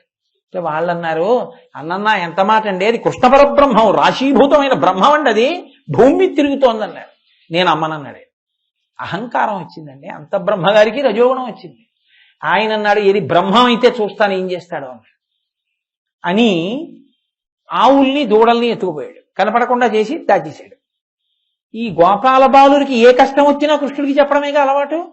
వాళ్ళన్నారు, కృష్ణ కృష్ణ ఆవులు దూడలు కనపట్టలేదన్నారు. నేను వెతికొస్తాను మీరు తినండి రా అన్నాడు. అని ఆయన అటుగా వెళ్ళాడు. ఈ గోపాల బాలుని దాచేశాడు. వెనక్కి తిరిగి వచ్చాడు. చూశాడు, ఓహో నా నాభికమలంలో పుట్టిన కొడుకు, ఎంత టక్కరితనం వచ్చింది, తండ్రినే పరీక్షిస్తున్నాడు. నేను బ్రహ్మని కదా, గోపాల బాలుడు కదా, వీడేం చేస్తాడనుకున్నాడు. దాచేశాడు. ఈ పాటి దానికి బొత్తిగా పిల్లాన్ని పిలిచి దెబ్బలాడాలా, నా శక్తి ఏమిటో చూపిస్తానన్నాడు. అంతే. ఒక్కసారి కరములు పదములున్ చిరంబుల్ అవలగ్నంబుల్ ముఖములున్ కన్నులు ముక్కులున్ శ్రవణముల్ దంతాదులున్ దండనాంబర సర్వేణు విషాణభూషణ వయోభాషా గుణాఖ్యాన తత్పరతల్ విడ్వడకుండ దల్చి విభుడావత్సర్భకాకారముల్, గొడుగులు కర్రలు బూరలు వాళ్ళు కట్టుకున్న బట్టలు, గోపాల బాలురు ఆవులు దూడలు వాటి మీద మచ్చలు అన్నీ తానే అయిపోయాడు. అయిపోతే వాళ్ళందరూ తోలుకుని ఇంటికి వెళ్ళారు. తయారు చేయడం అంటే పిల్లల్ని అలా తయారు చేశాడు. ఆ పిల్లలు అమ్మ దగ్గర ఒకడు ఒకలా మాట్లాడతాడు, నాన్న దగ్గర ఓలా మాట్లాడతాడు, ఓడు ఓలా తింటాడు, ఓడు ఓలా తింటాడు. అలా ఉండద్దు. ఏ తల్లుల కేబాలకు లేతరగున తిరిగి ప్రీతి కలిగింతురుము, నా తల్లుల కాబాలకు లాతరగున ప్రీతి చేసి రవనీనాథ. ఏ తల్లిదండ్రుల దగ్గర ఏ పిల్లలు ఎలా ప్రవర్తిస్తారో ఆ పిల్లలు అలాగే ప్రవర్తిస్తున్నాడు. అందరూ కృష్ణుడే. కానీ ఎవ్వరికీ తెలియదు కృష్ణుడే ఆవులు, కృష్ణుడే దూడలు, కృష్ణుడే గోపాల బాలుడు. ఎవరి కోసం చేశాడు ఈ లీల? బ్రహ్మగారిది అహంకారం, వాళ్ళది అమాయకత్వం. ఇక్కడ ఒక సంవత్సరం బ్రహ్మగారికి ఓ రోజు ఆయన ఆవుల్ని దూడల్ని గోపాల బాలుని కట్టేసి ఏం చేస్తున్నాడో చూద్దామని వచ్చి చూశాడు. ఆవులు దూడలు అక్కడే ఉన్నాయి, గోపాల బాలురు అక్కడే ఉన్నారు. అదేమిటి, నేను దాచేశాను కదా అని మళ్ళీ తను కట్టేసిన దొడ్లోకి వెళ్ళి చూశాడు. అక్కడ ఉన్నారు, ఇక్కడ ఉన్నారు. ఇప్పుడు అన్నాడు, బ్రహ్మ నేను సృజింపక బాలవత్స కదంబవే బ్రహ్మమందు సృజింపబడే. ఓ అది బ్రహ్మ ఒకటే సత్యము అన్నాడు. నేను కదా బ్రహ్మని, నేను కదా సృష్టించాలి. నేను సృష్టించకుండా సృష్టించాడంటే నన్ను కూడా సృష్టించిన వాడు. అరే తెలుసుకోలేకపోయాను రా అన్నాడు. ఇప్పుడు ఆయనకి ఎలా దర్శనమిచ్చాడు? ఏడాది క్రితం తింటూ ఎలా నించున్నాడో అలాగే వెన్నముద్ద చేత్తో పట్టుకుని ఈ చేత్తో అన్నం మెతుకులు తింటున్నవాడిగానే నిలబడి కనబడ్డాడు, వెతుక్కుంటున్నట్టుగా. ఇప్పుడు వెళ్ళి ఆయన కాళ్ళ మీద పడన్నాడు, ఎప్పుడు జరిగిన భాగవతం నేను శంపాలితికతోడి జలదంబుకైవడి మెరుగుటొల్లియతోడి మెనువాని కమనీయ మృదులన్న కబలవేత్ర విషాణ వీడు చిహ్నములతో వెలయువాని వనపుష్పమాలిక వ్రతకంఠమువాని నలిన కోమల చరణములవాని కరుణ కడలగొనిన గడగంటి వాని గోపాల బాలు భంగి బరగువాని నగు మొగంబువాని నన్ను కన్న తండ్రి నీనిలు భజింతు మొక్కి నీరజాక్ష అని కాళ్ళ మీద పడ్డాడు. ఈ చేతిలో వెన్నముద్దతో ఆ దట్టిలో బిగించుకున్నటువంటి పట్టుకున్నటువంటి ఆ వేణువుతో ఆ సంకలో పెట్టుకున్నటువంటి ఆవుల్ని కాసేటటువంటి కొమ్ము బూరా కర్రతో మెడలో ఎక్కడో అరణ్యంలో ఉన్న ఒక పూల లతని వేసుకున్నటువంటి చిన్ని కృష్ణుడి దగ్గరికి వెళ్ళి నీవే పరబ్రహ్మానివని ఆయన కాళ్ళ మీద పడిపోయాడు. పడిపోయేప్పుడు అన్నాడు, ఎలా బ్రహ్మపదంబు వేదములకు వీక్షింపగారాని నిన్నీ లోకంబున ఈ వనాంతరమునంది మందలో కృష్ణయం తాళాపాది సమస్త భావములు నీయందే నిక్షేపించు ఈ వ్రేలం దొక్కని పాదరేణువులపై వేష్టించినం చాలవే అన్నాడు. ఎవడికి కావాలయా బ్రహ్మపదవి? కృష్ణ అహంకారానికి పనికొచ్చింది దిక్కుమాలిన బ్రహ్మపదవి. 4 తలకాయలు ఉన్నాయి, వేదాలు చదువుకున్నారని. వాళ్ళు ఎంత అదృష్టం! ఎలా బ్రహ్మపదంబు వేదములకం వీక్షింపగారాని నిన్నీ లోకంబున ఈ వనాంతరమునంది మందలో, ఇక్కడ ఈ లోకంలో ఈ వనంలో ఈ మందలో కృష్ణ అంటూ ఆలాపాది సమస్త భావములు నీయందే నిక్షేపించు. కష్టం వచ్చినా సుఖం వచ్చినా అన్నం తిన్నా నీళ్లు తాగినా కృష్ణ కృష్ణ కృష్ణ అంటూ నీ వెంటపడేటటువంటి ఈ గోపాల బాలులలో ఎవరో ఒక గోపాల బాలుడి యొక్క పాదములకు అంటుకున్నటువంటి ఆ పద రజస్సుని తీసి నా 4 తలల మీద తన్నుకునే భాగ్యాన్ని ఇచ్చి నాకు ఈ పదవి తీసేయాలి. ఎన్నడునైన యోగి విభులెవ్వని పాదపరాగమింతయున్ కన్నులు కానరట్టి హరి కౌగిట చేర్చుచు చెట్టపట్టుచున్ తన్నుచు గుడ్డుచున్ కడగి చెక్కిట చేర్చుచు అటువంటి స్థితిని పొందారయా ఈ గోపాల బాలురు. ఎటువంటి స్థితి? ఎన్నడునైన యోగి విభులెవ్వని పాదపరాగమింతయున్ కన్నులు కానరట్టి హరి. యోగి విభులు, యోగంలో ఉన్నటువంటి వాళ్ళు, యోగులు తపస్సులో కొన్ని సంవత్సరముల పాటు తపస్సు చేసిన వాళ్ళకి పరమాత్మ యొక్క పాదములకు పట్టుకున్నటువంటి ధూళికణం కనపడలేదు. అటువంటి వాడివి కౌగిట చేర్చుచు చెట్టపట్టుచున్ తన్నుచు గ్రుద్దుచున్ నగుచు తద్దయు కైవడి కుడియాడుచున్ మనన చేయు వల్లవ కుమారుల భాగ్యము వింత యొప్పునే. నువ్వు వీళ్ళని కౌగిలించుకుంటున్నావు, వాళ్ళు నిన్ను తంతున్నారు, నిన్ను గుద్దుతున్నారు, కింద పడుతున్నారు, మీద పడుతున్నారు, ఆడుకుంటున్నారు, నీకు ఎంగిలి పెడుతున్నారు, నువ్వు తింటున్నావు, నీ ఎంగిలి వాళ్ళకి పెడుతున్నావు, వాళ్ళు తింటున్నారు, వాళ్ళదా భాగ్యం. 4 తలకాయలు ఉన్న ఈ దిక్కుమల్ల పదవా భాగ్యం, తీసవతల బారాయి. ఆ గోపాలబాలుడి పద రజస్సు నా తల మీద తలుచుకుంటాను. మూలంలో వ్యాసుడు అంటాడు, అహోభాగ్యం అహోభాగ్యం నందగోప ప్రజౌక సామ్యం మిత్రం పరమానందం పూర్ణం బ్రహ్మ సనాతనం అంటాడు. నాకు అక్కర్లేదు, బ్రహ్మము సనాతనమైనటువంటి పరమేశ్వరుడి యొక్క పాదార విందములకు పట్టినటువంటి ధూళికణం చాలన్నాడు. ఎందుకు పట్టింది గోపాలబాలుడికి అదృష్టం? ఒక్కటే కారణం, వాళ్ళ నిరతిశయ భక్తి. వాళ్ళకి తెలిసి ఉండాలా? తెలిసి ఉండక్కర్లేదు, వాళ్ళు అలా ప్రేమించారు. ఆ ప్రేమించిన కారణానికి పరమేశ్వరుడు వశుడైపోయాడు. ఎవరికి పట్టలేదు ఆ భాగ్యం. నందవ్రజంలో గోపాలబాలురు పొందినటువంటి భాగ్యాన్ని ఎవ్వరూ నోచుకోలేదు. మీరు భాగవతాన్ని జాగ్రత్తగా సునిశ్చితంగా పరిశీలనం చేస్తే ఎవరెవరు ప్రేమించారో వాళ్ళందరికీ దివ్యమైన రూపాన్ని చూపించాడు పరమాత్మ. అక్రూరుడు కంసుడి పిలిచి వెళ్లి కృష్ణుణ్ణి తీసుకురా అన్నాడు. బయలుదేరి వెడుతూ అన్నాడు, ఎన్నడునైన యోగి విభులెవ్వని పాద పరాగమింతయున్ కన్నులు కానరు, సూరులు తొల్లియే విభుని శోభిత పాద నక ప్రభావళించేరి భవంధకారముల చిక్కక ఉందురు వట్టి దేవునిన్ వైరముతోడనైన గెలువన్నను పంపి శుభంబు చేసే నిష్కారణమైన ప్రేమ ఇది కంసుని పోలు సఖుండు కల్గునే అన్నాడు.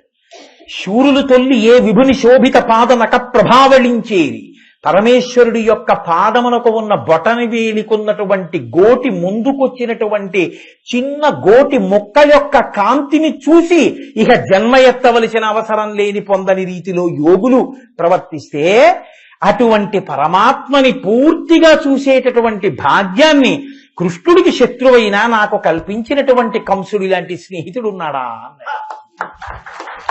నందవ్రజానికి వెళుతూ రథం మీద వెళ్ళిపోతున్నాడు. ఇది భక్తి అంటే. మనము చేస్తాం భక్తి, ఈశ్వరుడి పల్లకి ఎలా వెళ్ళిపోతుంటే మనం స్కూటర్ మీద వెళ్ళిపోతాం. దేవాలయం ముందుకెళ్ళి బోట్లతోటే ఇలా అంటాం. అక్రూరుడి భక్తికి మన భక్తికి ఎంత తేడాయో చూడండి. ఎందుకు వస్తాడు రమ్మంటే? ఆయన వెళ్ళిపోతుంటే చూశాడు. రేఖామయధ్వజ సుధాకలశాతపత్ర వజ్రంకుశంబుర్హ కల్పక శంఖచక్రై, దూడల వెనకాతల వెళ్ళాడు కృష్ణ పరమాత్మ. ఆ పాదార విందములలోని దివ్య చిహ్నములు భూమికి అంటుకున్నాయి. అరికాలు మీద ముద్రలు మరి నేలకు అంటుకుంటాయి కదండి. అందుకే కృష్ణకర్ణామృతంలో లీలాశుకుడు కూడా గుండెలు బాదుకుని ఏడ్చాడు. నాకేం కావాలో తెలుసా? గోధూళిధూ సరితకోమల గోపవేషం గోపాల బాలకశతైరనుగమ్యమానం సాయంతనే ప్రతిగృహం పశుబంధనార్థం గచ్చంతమచ్యుత శిశుం ప్రణతోస్మి నిత్యం అన్నాడు. నాకు అక్కర్లేదయా ఇంకేమీ, నాకు ఆ రూపం చాలు. ఏవో నా ఊహకందని రూపాలు నాకు ఎందుకయ్యా? గోధూళిధూ సరితకోమల గోపవేషం.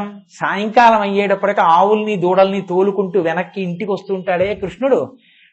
అంటూ వాటిని తోలుతున్నప్పుడు ఆ ధూళి పైకి రేగి ఒంటి నిండా గోధూళి పడిపోయిన కృష్ణుడు ఉంటాడే, ఆ చిన్ని కృష్ణుడు సాయంతనే ప్రతిగృహం పశుబంధనార్థం, తన ఆవులు తోలుకుతాను వెళ్ళిపోతుంటే గోపకాంతలు చిన్ని కృష్ణుడితో ఆడుకోవడానికి కృష్ణ కృష్ణాను వెళ్ళిపోతే ఈ ఆవులు మాట వినవు, కొంచెం ఈ 50 ఆవులు కట్టేసి వెళ్ళిపోవా అంటే చిన్ని కృష్ణుడు వాటిని పలు పట్టుకుని కాష్టపడి లాక్కొచ్చి వాటిని స్తంభానికి కట్టేసి ఆ డొక్కలు ఇలా అలుదుకుపోతుంటే చిన్ని చిన్ని చెమట్లు పడుతుంటే గోపకాంతలు చూసి నవ్వుతున్నటువంటి ఆ కృష్ణుడున్నాడే, పాశములు విప్పేవాడు పాశములు కడుతున్నవాడిగా.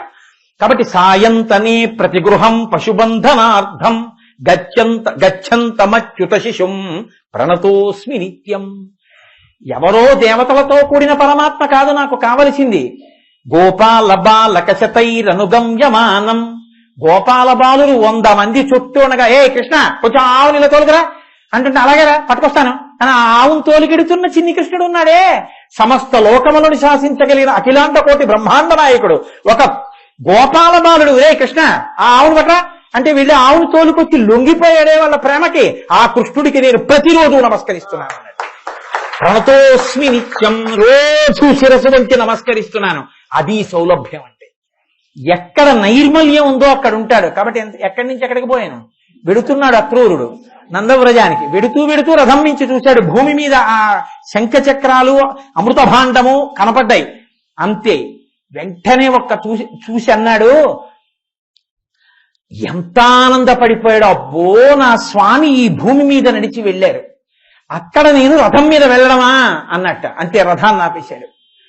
ఒక్కసారి స్వర్ణదండం రథం నుంచి ఇలా కర్ర పడిపోతే ఎలా పడిపోతుందో అలా కింద పడిపోయి ప్రభోరముంగిరిరజాస్వహో ఇతి, నా స్వామి పాదములకు తగిలినటువంటి మట్టి ఇది అన్నాడు. తద్దర్శనాహ్లాద నివృద్ధ సంభ్రమ ప్రేమ్నోర్ధరోమా సృశలాకులీక్షణ రథాధవ స్కంధ్య సతేష్వచేష్టత ప్రభోరముంగిరిరజాస్వహో ఇతి.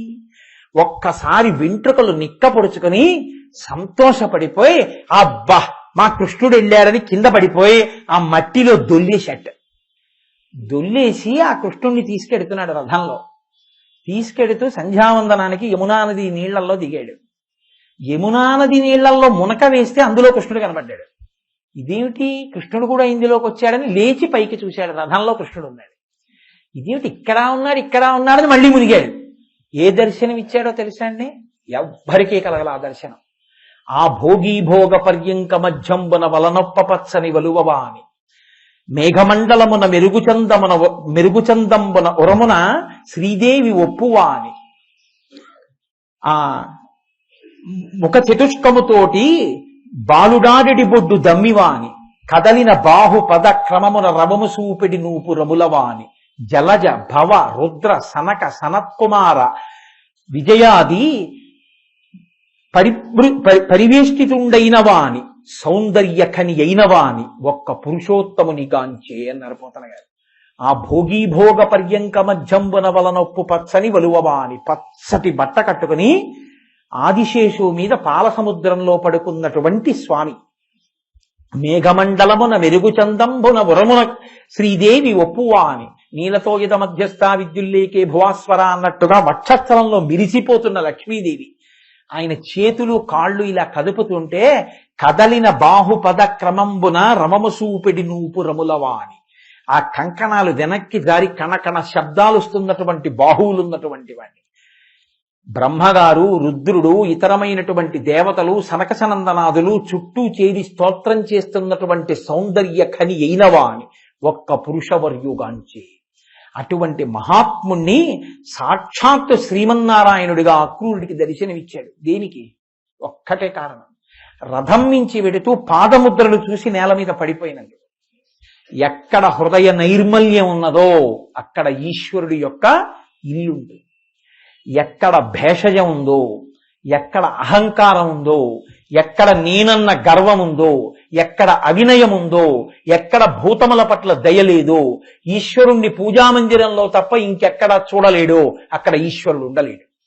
అందుకు మొదటి శ్లోకంలో శంకరాచార్యుల వారు ఆ కృష్ణుడు, ఆ ఈశ్వరుడు నీలోకి రావడానికి ముందు నీ ఇల్లు ఎలా శుభ్రం చేసుకోవాలో చెప్పారు.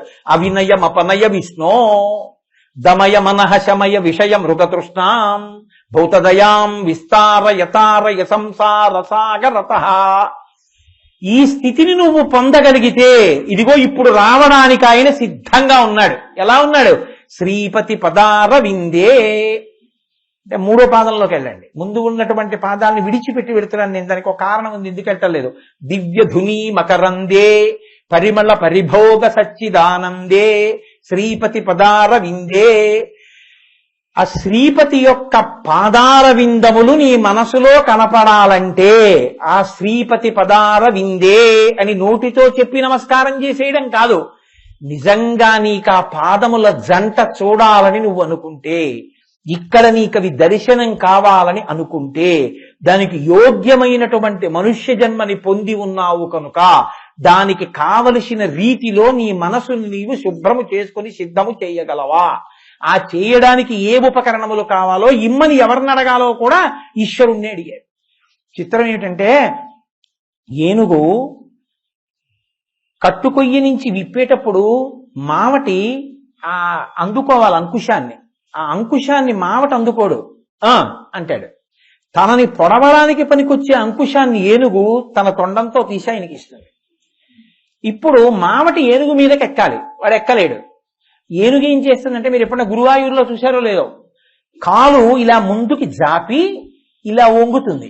వంగితే దాని కాలుకి ఇక్కడ ఆ సంధిబంధాల దగ్గర ఏర్పడినటువంటి చిన్న సొట్టలోకి కాలు పెట్టి దాని చెవి పట్టుకుని ఆ కట్టినటువంటి గొలుసు తాడు పట్టుకుని పైకెక్కి కాళ్ళేసి ఏనుగు ఆధారంగా ఇచ్చినటువంటి అమరికని బట్టి పైకెక్కి ఏనుగు మీద కూర్చుంటాడు. ఏనుగు మీద కూర్చుని ఏనుగిచ్చిన అంకుశంతో ఏనుగునో పోటు పొడుస్తాడు. అప్పుడు ఏనుగు లేచి నిలబడి నడుస్తుంది. ఏనుగు మీద ఎక్కడానికి ఏనుగే సాధనమైనట్టు, ఏనుగుని కట్టడానికి ఏనుగే తాడిచ్చినట్టు, ఏనుగుని పొడవడానికి ఏనుగే అంకుశం ఇచ్చినట్టు, ఈశ్వరుణ్ణి పట్టడానికి ఈశ్వరుడే భక్తినివ్వాలి. నే చేసుకుంటాను భక్తి అంటే కుదరదు.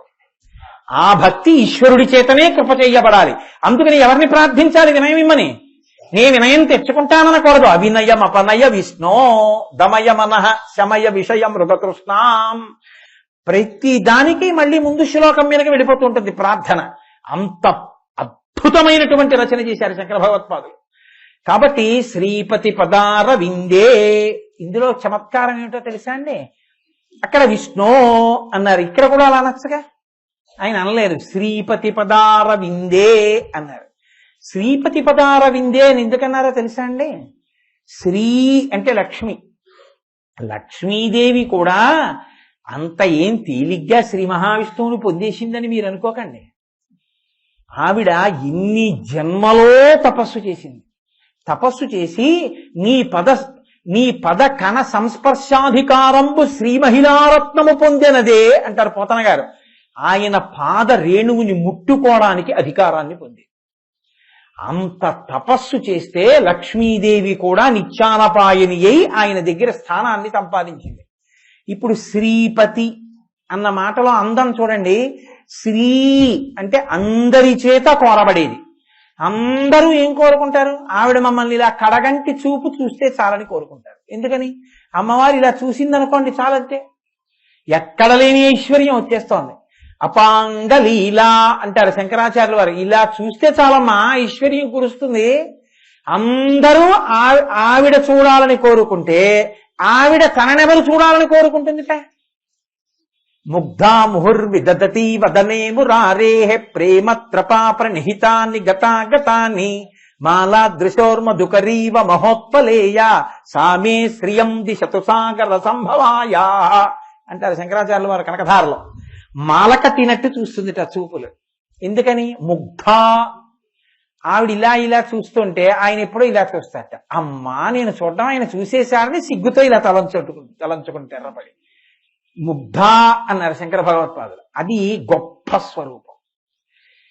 శ్రీపతి లక్ష్మీదేవి కడగంటి చూపు పడాలని లోకమంతా కోరుకుంటే నా మీద ఎవరి కడగంటి చూపు పడాలని లక్ష్మీదేవి కోరుకుంటుందో అటువంటి పాదార విందములున్నవాడా.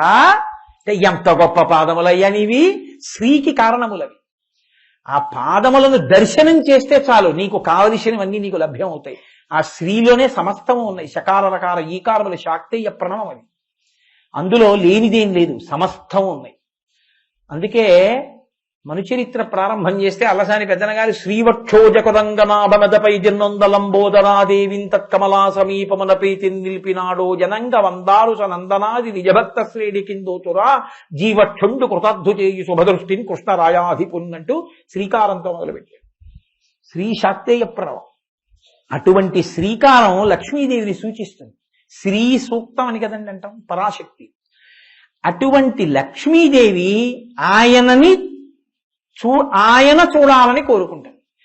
ఆయన చూడాలని కోరుకునేటటువంటి లక్ష్మి ఆయననే చూస్తూ ఉంటుంది. ఆయననే చూస్తున్న అమ్మ ఏం చేస్తూ ఆయన చూడాలని కోరుకుంటుంది? ఆయన ఇడి తిరిగితే అటు ఆయన కళ్ళ ముందుకు వెళ్ళి నన్ను చూస్తే బాగుండు అందో. ఆవిడ ఏం చేస్తుందో తెలుసా అండి? ఆయన కాళ్ళ దగ్గర కూర్చుంది. ఇది మీరు చాలా చమత్కారం అవసరమండి. ఇది మీరు పట్టుకోవాలి రహస్యం. లక్ష్మీదేవి రిజర్వ్ చేసేసుకుంది ఆ స్థానం, ఇంకెవరికి లేదు అది. ఎందుకంటే భాగవతంలో వ్యాస భగవానుడు నవవిధ భక్తులు అని ప్రహ్లాదోపాఖ్యానంలో చెప్పారు. శ్రవణం కీర్తనం విష్ణోః స్మరణం పాదసేవనం అర్చనం వందనం దాస్యం సఖ్యం ఆత్మ నివేదనం.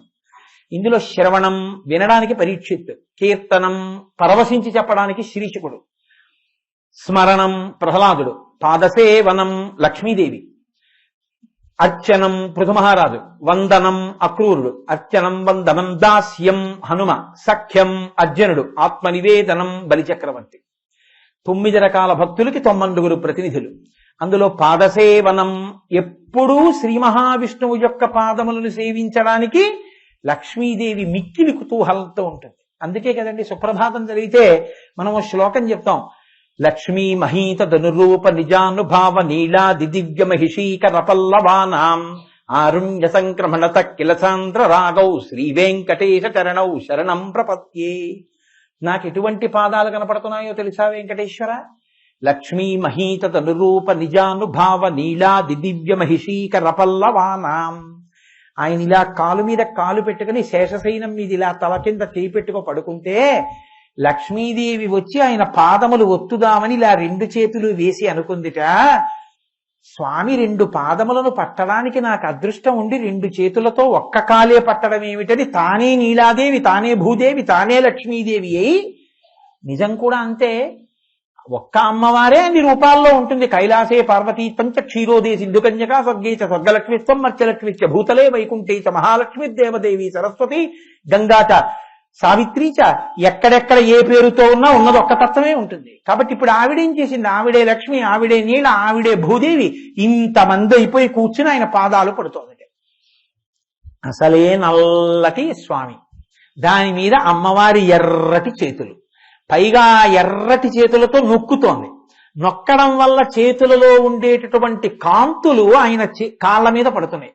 ఈ వేళ్ల మధ్యలోంచి కాంతులు పైకొచ్చి స్వామివారి నల్లని పాదముల మీద పడుతుంటే ఎర్రని చేతుల కాంతులు ప్రతిఫలించినటువంటి నల్లని రూపమున్న కాళ్ళున్నవాడా, నీ పాదములకు నేను శరణాగతి చేస్తున్నానన్నారు. లక్ష్మీ మహీతడు రూప నిజానుభావ నీలాది దివ్య మహిషీకల పల్లవానాం ఆరుణ్య సంక్రమణ తక్కిల సాంద్ర రాగౌ శ్రీ వెంకటేశ చరణౌ శరణం ప్రపత్యే. ఆవిడ ఎప్పుడు పాదాల దగ్గర కూర్చుని పాదాలు ఒత్తుతూ ఉంటుంది. ఈ పాదాలు ఒత్తేటటువంటి లక్ష్మి మీకు కనపడితే ఏ స్వరూపం మీ కంటి ముందు కనపడుతుందో చూడండి. శంకరాచార్యుల వారు చెప్తున్నది అయ్యవారి పాదాలు, మీకు చూపిస్తున్నది లక్ష్మీ సహితుడైన నారాయణుణ్ణి. ఎందుకని? శ్రీపతి అని కదా అన్నారు, విష్ణు అనలేదు. లక్ష్మీదేవి భర్త అన్నారు. లక్ష్మీదేవి భర్త అన్నప్పుడు లక్ష్మీదేవి పాదములు ఒత్తుతున్నటువంటి స్వరూపం మీకు ఒక్కసారి అలా కనపడుతుంది. లక్ష్మీనారాయణ దర్శనం అంటే సాక్షాత్ జగత్తులో తల్లిదండ్రుల యొక్క దర్శనం కదండి అది. ఆ పాదములు ఒత్తుతున్నటువంటి లక్ష్మీదేవి యొక్క దర్శనం చేసినంత మాత్రం చేత మీకు ఐశ్వర్య సమృద్ధి కలుగుతుంది. పైగా అక్కడ ఉన్న ఇంకొక చమత్కారం ఏమిటో తెలుసా అండి? ఆమె అలా పాదములు ఒత్తుతున్నప్పుడు శేషశయనం మీద పడుకుని ఉంటాడు. ఆ శేషశయనం పాలసముద్రంలో ఉంటుంది. ఇప్పుడు పాలసముద్రంలో ఉన్న శేషశయనం మీద పడుకున్న నారాయణమూర్తి కాళ్ళొత్తుతున్న లక్ష్మీదేవితో కలిసి ఉన్నటువంటి రూపాన్ని మీరు భావనందు దర్శనం చేస్తారు. శ్రీపతి అనడం వల్ల కాదు. ఇంకొక రహస్యం ఏమిటో తెలుసా అండి? అసలు మీరు భావంలో శ్రీపతి అన్న మాట ఆలోచన చేసి అటువంటి దృష్టికోణం మీకు ఏర్పడగానే మీకు ఐశ్వర్యము కలగడానికి హేతువైనటువంటి శక్తి కలుగుతుంది. ఎందుచేత అంటారేమో, లక్ష్మీదేవి ఉండేటటువంటిది 5 స్థానాలు. 5 స్థానాలు తప్ప ఇంకో స్థానం లేదు ఆవిడికి. అందులో మొదటిది ఆవు యొక్క వెనక తట్టు, ఏనుగు యొక్క కుంభస్థలం, 3వది పద్మంలో ఉంటుంది, 4 మారేడు దళం యొక్క పైభాగంలో ఉంటుంది, 5 వివాహం అయిపోయినటువంటి స్త్రీ అంటే సువాసిని యొక్క పాపట ప్రారంభ స్థానమునందు ఉంటుంది. అందుకే అక్కడ బొట్టు పెట్టకుండా ఉండరు. తనోతు క్షేమన్న స్తవవదన సౌందర్య లహరి అని దాని మీద శంకరాచార్యులు వారు స్తోత్రమే చేశారు సౌందర్యలహరిలో. అందుకని పాపట ప్రారంభ స్థానం. ఈ 5 లక్ష్మీదేవి యొక్క నివాస స్థానములు. అటువంటి నివాస స్థానములు చూసినంత మాత్రము చేతనే లక్ష్మీ కటాక్షం కలిగితే, నారాయణమూర్తిని సేవిస్తున్నటువంటి లక్ష్మిని చూస్తే లక్ష్మీనారాయణుల ఇరువురి అనుగ్రహం కలుగుతుంది. దానితో పాటు మీకు ఇంకొక లబ్ధి చేకూరుతుంది. ఏమిటో తెలుసా అండి? ఆ లబ్ధి దాంపత్యమునందు అరిమరిక లేకుండా బ్రతకగలిగినటువంటి చక్కటి సహజీవనం అబ్బుతుంది. ఎందుకో తెలుసా? లక్ష్మీదేవి తనంత తానేం కోరుకుంది? ఆయన పాదసేవనం కోరుకోరు. ఆవిడ కాళ్ళు ఒత్తుతూ ఉంటుంది ఎప్పుడు. ఆయన ఎక్కడ పెట్టుకున్నాడు ఆవిడ్ని? గుండెల్లో పెట్టుకున్నాడు. ఆవిడ కాళ్ళొత్తుతానని కూర్చుంటే భర్త ఎక్కడ పెట్టుకున్నాడు? గుండెల్లో పెట్టుకున్నాడు. భార్య భర్తని అనుగమిస్తే ఏదో దాసిలా ఏం చూడగలదు, ఆయన గుండెల్లోకి చేరగలదు. ఇది మీకు కాళ్ళొత్తుతున్న లక్ష్మిని చూసినప్పుడు దాంపత్యంలో ఉండే రహస్యం ద్యోతకం అవుతుంది. నిజంగా పురుషుడు ఎంత గొప్ప స్థానం ఇస్తాడో భార్యకి, అనువర్తించే భార్యని పురుషుడు నెత్తి మీద పెట్టుకుంటాడు, గుండెల్లో పెట్టుకుంటాడు. మూక పంచశతిలో మూకశంకర్లు ఇదే అంటారు. కాబట్టి శ్రీపతి ఒక్క మాటలో ఎన్ని రహస్యాల్ని శంకరాచార్యులు వారు దాచారో చూడండి. కాబట్టి శ్రీపతి పదారవిందే, అరవిందే అంటే పద్మం కదండి, ఆ పద్మం లక్ష్మీదేవికి స్థానం కూడా. శ్రీపతి పదారవిందే, ఆ భగవానుడైనటువంటి విష్ణువు యొక్క పాదపద్మములను చూడు, ఆ పాదపద్మములకు నమస్కరించు. అయితే ఇది ఏమండి ఎందుకంటే అంత అల్లరిపడిపోయారు మీరు? ఇలా చెప్పేస్తే అయిపోతుంది కదా. శ్రీపతి పదారవిందే అంటే శ్రీ మహావిష్ణువు యొక్క పాదములకు నమస్కరించు అని ఒక మాట అనేసి ఉంటే ఈ పాటకి శ్లోకం అయిపోయేది కదరా అనొచ్చు మీరు. కానీ నేను మీకు మొదట్లోనే మనవి చేశా, శ్రీపతి పదారవిందే అంటే చూడడం అంత తేలిక కాదు. మీ మనసు నైర్మల్యంతో భక్తితో నిండిపోయిన నాడే మీకు కనపడుతుంది. మీకు నేను ఒక యథార్థం చెప్తాను, గమనించండి. పరాశర భట్టర్లని ఒక మహానుభావుడు, ఆయన ఒకానొకప్పుడు శ్రీరంగంలో లక్ష్మీదేవి యొక్క దేవాలయానికి వెళ్ళారు. అమ్మవారు ఏం చేసింది, ఇలా రెండు కాళ్ళు దగ్గరికి పెట్టుకుని పద్మాసనం వేసి కూర్చుంది. ఆయన దోసిట్లో పువ్వులు పట్టుకుని వెళ్ళారు. పట్టుకుని వెళ్ళి ఆయన అన్నారు, అమ్మా నేను నీ పాదాల మీద పువ్వులు వేద్దామని వచ్చాను, నువ్వు పద్మాసనం వేసుకు కూర్చున్నావు.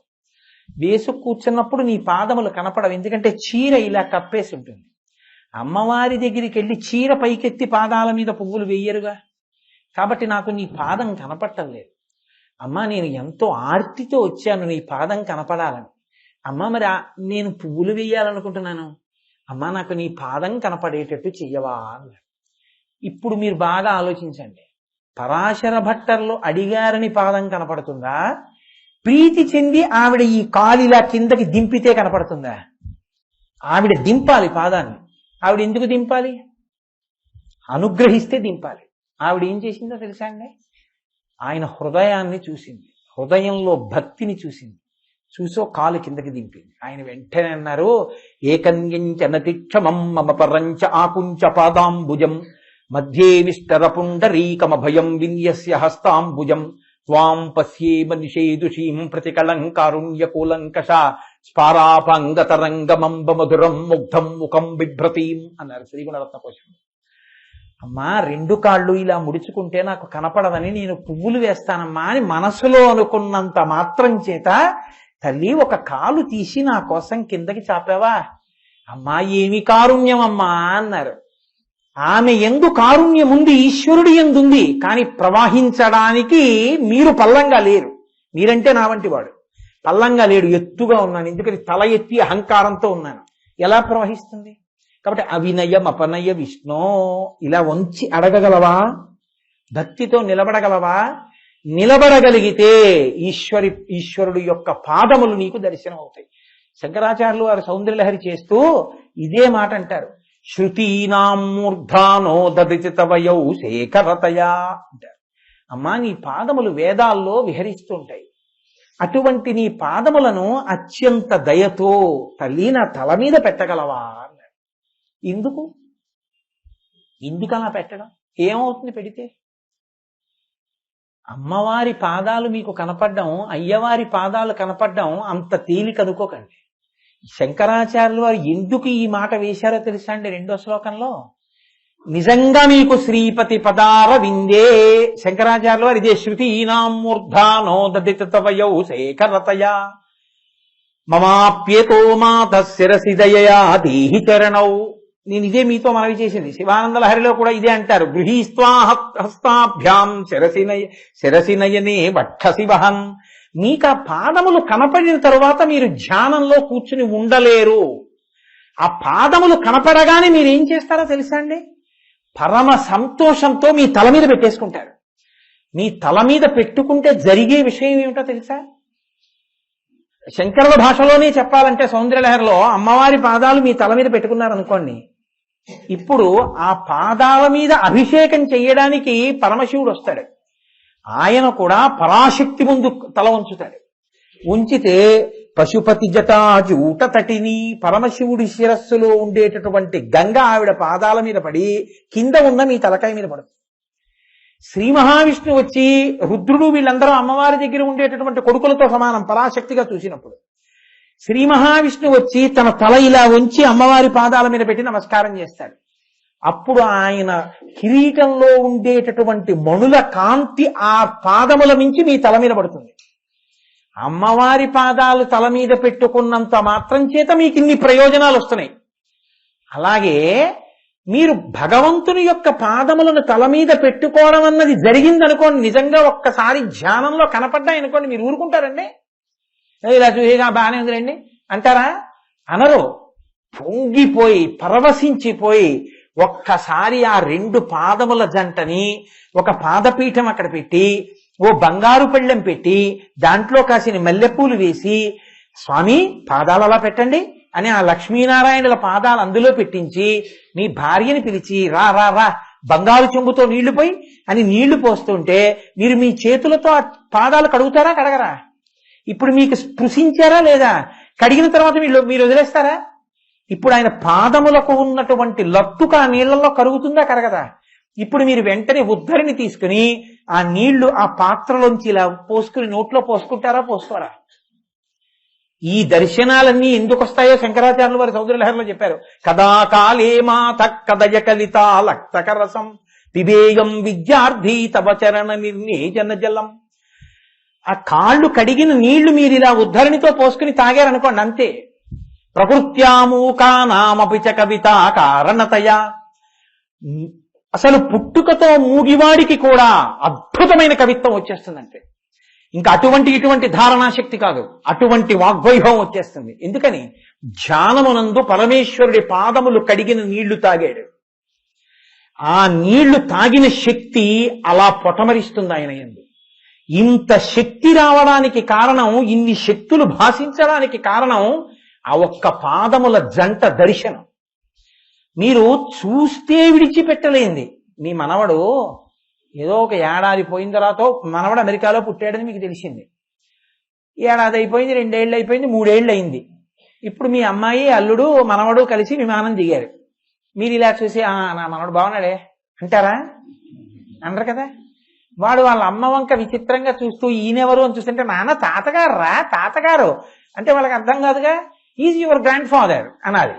అన్న తర్వాత మీరు వాడిని ఎత్తేసుకుని ముద్దులు పెట్టేసుకుని వాడిని ఇలా గట్టిగా కౌగలించేసుకుని పాదాలన్నీ నా పోలికలేని వీడికి అని వాడి పోలికలు తీసేసుకుని వాడి వీపు ముద్దెట్టేసుకుని గుండెలు ముద్దెట్టేసుకుని బొగ్గలు ముద్దెట్టేసుకుని వాణ్ణి ఆశాంతం అసలు ఇలా తినేసినట్టుగా ఆనందాన్ని పొందేస్తారా పొందరా? లౌకికంగా మీ మనవడగడితే కనపడితేనే అంత ప్రేమ పొందితే శ్రీపతి పదార విందే అవే సామాన్యమైన పాదాలు కావు, పరమేశ్వరుడి పాదాలవి. అవి కనపడితే మీరు ఎలా ఊరుకుంటారండి? ఆ పాదం అందుకు అలా పడింది, శ్రీపతి పదార విందే. ఆ పాదముల జంట కనపడిందా ఆనందపు ఝరి. ఆ కాళ్ళు కడిగేస్తారు, తీర్థం ముచ్చేసుకుంటారు, తల మీద పెట్టేసుకుంటారు, కళ్ళకు అద్దేసుకుంటారు, గుండెల మీద పెట్టేసుకుంటారు, చేతుల్లో పట్టేసుకుంటారు. ఇంకా ఆనందం విసుగన్నది ఉండదు. ఇది సచ్చిదానందే. ఈ ఆనందం ఎలా ఉంటుందంటే 4వ బొబ్బట్టు దగ్గర 5వ బొబ్బట్టు తినడం వల్ల వచ్చిన విసుగులా ఉండదు. అది ఎన్ని చేసేస్తుంటాడో ఇంకా పాదాలను పట్టుకుని ఆ గోల్డ్ ఇలా ఇలా అద్దేసుకుంటాడు, ఆ పాదాల దగ్గర వాసన చూసేస్తాడు. అబ్బా తండ్రి ఎన్నాళ్ళకు కనపడ్డాయ్యా, ఎన్నాళ్ళు క్షీరోధన్వత్ ప్రదేశే శుచిమండి విలసత్సైకతే మౌక్తికానాం అని పీఠిక చెప్పాను. ఇన్నాళ్ళకి కనపడ్డాయా, నా జన్మ ధన్యమైపోయింది తండ్రి అని పొంగిపోయి ఓ ఇలా ఇలా ఇలా ఇలా కుక్క పిల్ల యజమానిని చూసి పొర్లేసినట్టు పొర్లేరు. శ్రీపతి పదార విందే అని ఎలా వదిలేస్తారండి ఆ శ్లోకంలో? ఆ శ్రీపతి పదార విందే దివ్యధునీమకరందే. అది ఆ శ్లోకానికి ఉన్న గొప్పతనం. ఊరే ఆనందపు పొంగురా అవి చూస్తే నువ్వేం ఇలా కూర్చోలేవు. అలా అని పైకి లేచి ఆడతావు అనుకుంటున్నావా? ఆ ఆట పైకే ఉండదు, శరీరంలో కదలిక ఉండదు. మీకు చెప్పాక యోగరత్నావళి. గాత్రం యదామ మహలతాహ పరివేషయంతి కర్ణే యదాహ విరచయంతి ఖగాశ్చ నీడాస్. మీలో మీరు అంతర్ముఖులైపోతారంతే. అంతర్ముఖులైపోయే ఆ ఆనందంతో, ఆ తన్మయత్వంతో ఎంతసేపు అనుభవించినా ఆ పాదములు, ఆ పట్టుపంచి, ఆ పాదాలు ఒత్తేసి తులసి వేసేసి పువ్వులు వేసేసి పూజ చేసేసి నమస్కరించేసి ఎంత ఆనందం పొందేస్తారు.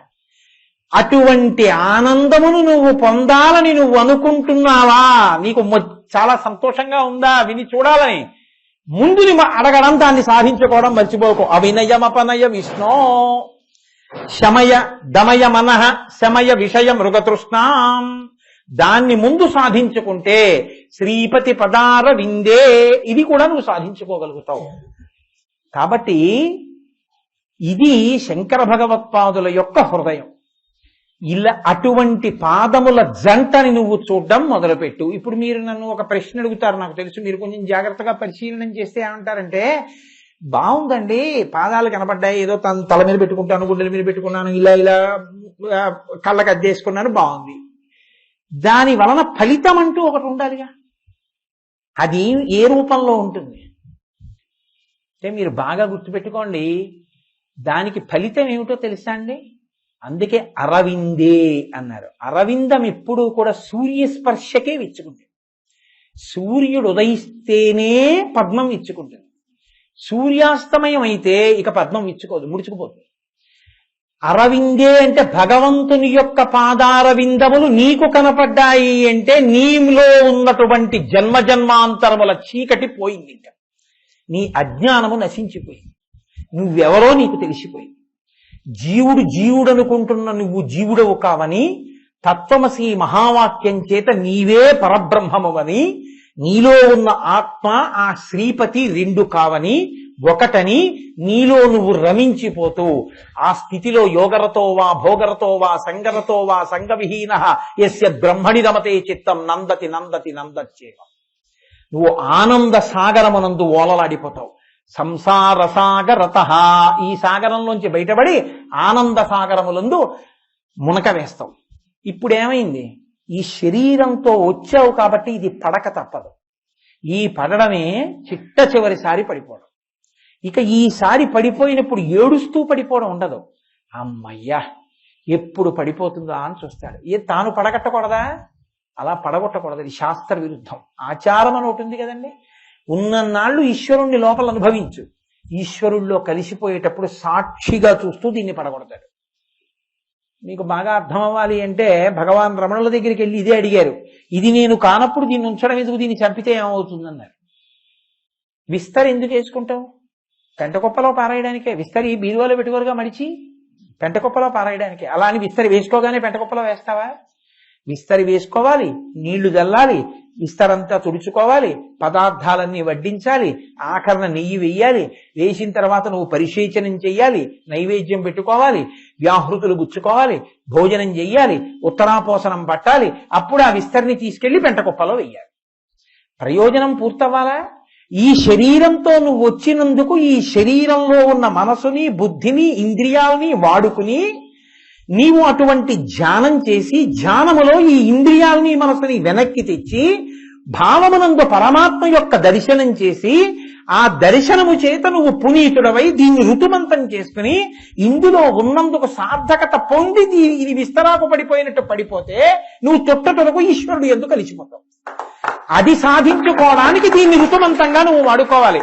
అందుకు పగల భోజనం చేస్తే సత్యం తత్తేన పరిశించామి, రాత్రి పలహారం చేస్తే ఋతం త్వా సత్యేన పరిశించామి. నీళ్ళు అట్టించి ఇటు తిప్పుతాం, ఇప్పుడైతే ఇట్నుంచి అటు తిప్పుతాం. సత్యము ఋతమకుగాక, ఋతము సత్యమకుగాక అని అడుగుతాడు. అది తెలుసుకుని ప్రవర్తించగలిగినటువంటి విధానము. నీవు మళ్లీ పుట్టవలసినటువంటి అవసరము లేని స్థితి. ఇది నేననేటటువంటి అజ్ఞానముతో కూడిన చీకటి విచ్చిపోయి తమసోమా జ్యోతిర్గమయ మృత్యోర్మా అమృతంగమయ. మృత్యువు నుండి అమృతత్వానికి, చీకటిలోంచి వెలుతురులోకి నువ్వు ప్రవేశించడానికి కావలసినటువంటి రాతబాట ఎప్పుడంటే శ్రీపతి పదార విందే. ఆ దర్శనమును నువ్వు పొందినప్పుడు, ఆ పాదములకు నువ్వు నమస్కరించినప్పుడు, అవి నీకు నీ చేత చూడబడాలని నువ్వు త్రికరణ శుద్ధిగా కోరుకున్నప్పుడు, ఆ భక్తి నీలో నిండి ప్రవహించినప్పుడు అప్పుడు అది సాధింపబడుతుంది. ఇప్పుడు ఈ పాదములలో ఏముంది? శంకరాచార్యుల వారి ప్రజ్ఞ ఎక్కడుందో తెలుసా అండి? అరవిందే అని కదా అన్నారు. అరవిందం అంటే ఇప్పుడు ఆయన పాదములు తామర పువ్వు. ఆయన పాదములు తామర పువ్వు అయితే తామర పువ్వులో తేనె ఉండాలిగా. మరి శ్రీపతి పాదములలో తేనె ఎక్కడుంది? దివ్యధునీ మకరందే, ఆకాశగంగ మకరందం అన్నారు. ఆయన పాదములంది అది జనించే. గయోపాఖ్యానంలో ఆయన ఏడుస్తాడు గయుడు. పాతాళమునకేకి బ్రతుకవచ్చుటనన్న బలిచక్రవర్తినన్ పట్టి ఇచ్చు, స్వర్గలోకమునకేకి మనవచ్చుననుకొన్న సుత్రాముడాతని సోదరుడుండే, ఆకాశగంగలో అణిగియుండెదనన్న ఆయన పాదములంది అది జనించే అని ఏడుస్తాడు. ఎక్కడ దాక్కుంటాను, ఎక్కడ దాక్కున్నా ఆయనకి తెలిసిపోతుందంటే ఆకాశగంగ ఆయన పాదాల్లో పుట్టింది. ఆయన పాదాలలో పుట్టిన ఆకాశగంగ ఆయన పాదములనే తామర పువ్వులలో ఉన్న మకరందం. కాబట్టి ఇప్పుడు మకరందం పువ్వులో ఉండాలి. ఆయన పాదాల్లో ఆకాశగంగ ఉంది, పుట్టింది. కాబట్టి ఇప్పుడు ఆకాశగంగయే మకరందం. బయట మకరందం తాగితే ఆరోగ్యం వస్తుంది, ఈ మకరందం తాగితే ఏమొస్తుంది? మళ్ళీ పుట్టవలసిన అవసరం పోతుంది. అందుకనది ఏమి సామాన్య మకరందం కాదు, దివ్యధునీ మకరందే. ఎప్పుడు పుట్టింది దివ్యధునీ మకరందే? ఇప్పుడు మొదలెడితే అయ్యేది కాదు. కాబట్టి రేపు చెప్తాను. కాబట్టి ఇవాళ ప్రసంగాన్ని శ్రీపతి పదార విందే, నేనేం చేయగలను, అంతే పూర్తయిందంటే చాలు తృప్తి. ఈశ్వరుడు ఎంత ఇస్తే అంత అయిపోతుంది. 6 రోజుల్లో షట్పది అయిపోతుంది. దానికి ఏం బెంగేం పెట్టుకోక్కర్లేదు. షట్పది ఇప్పుడే అయిపోతుంది, 2 నిమిషాలు అయిపోవడం పెద్ద విశేషం కాదు. కాబట్టి రేపు ఆ శ్రీపతి పదార విందేలో దివ్యధునీ మకరందే ఎలా వస్తుందో, దాని గొప్పతనం ఏమిటో, ఎటువంటి దర్శనమో, దాని ఎందు మునక ఎటువంటిది అన్నదాన్ని రేపటి రోజున విశ్లేషించే ప్రయత్నం చేస్తాను. ఎందుకంటే ఇప్పటికే 8:45 అవుతోంది. ఎప్పుడు చెప్తాను, అది పూర్తి అయ్యేది కాదు. ఒక్కసారి ఆ స్తోత్రం అంతటినీ కూడా మనం అందరం కలిసి అందాం.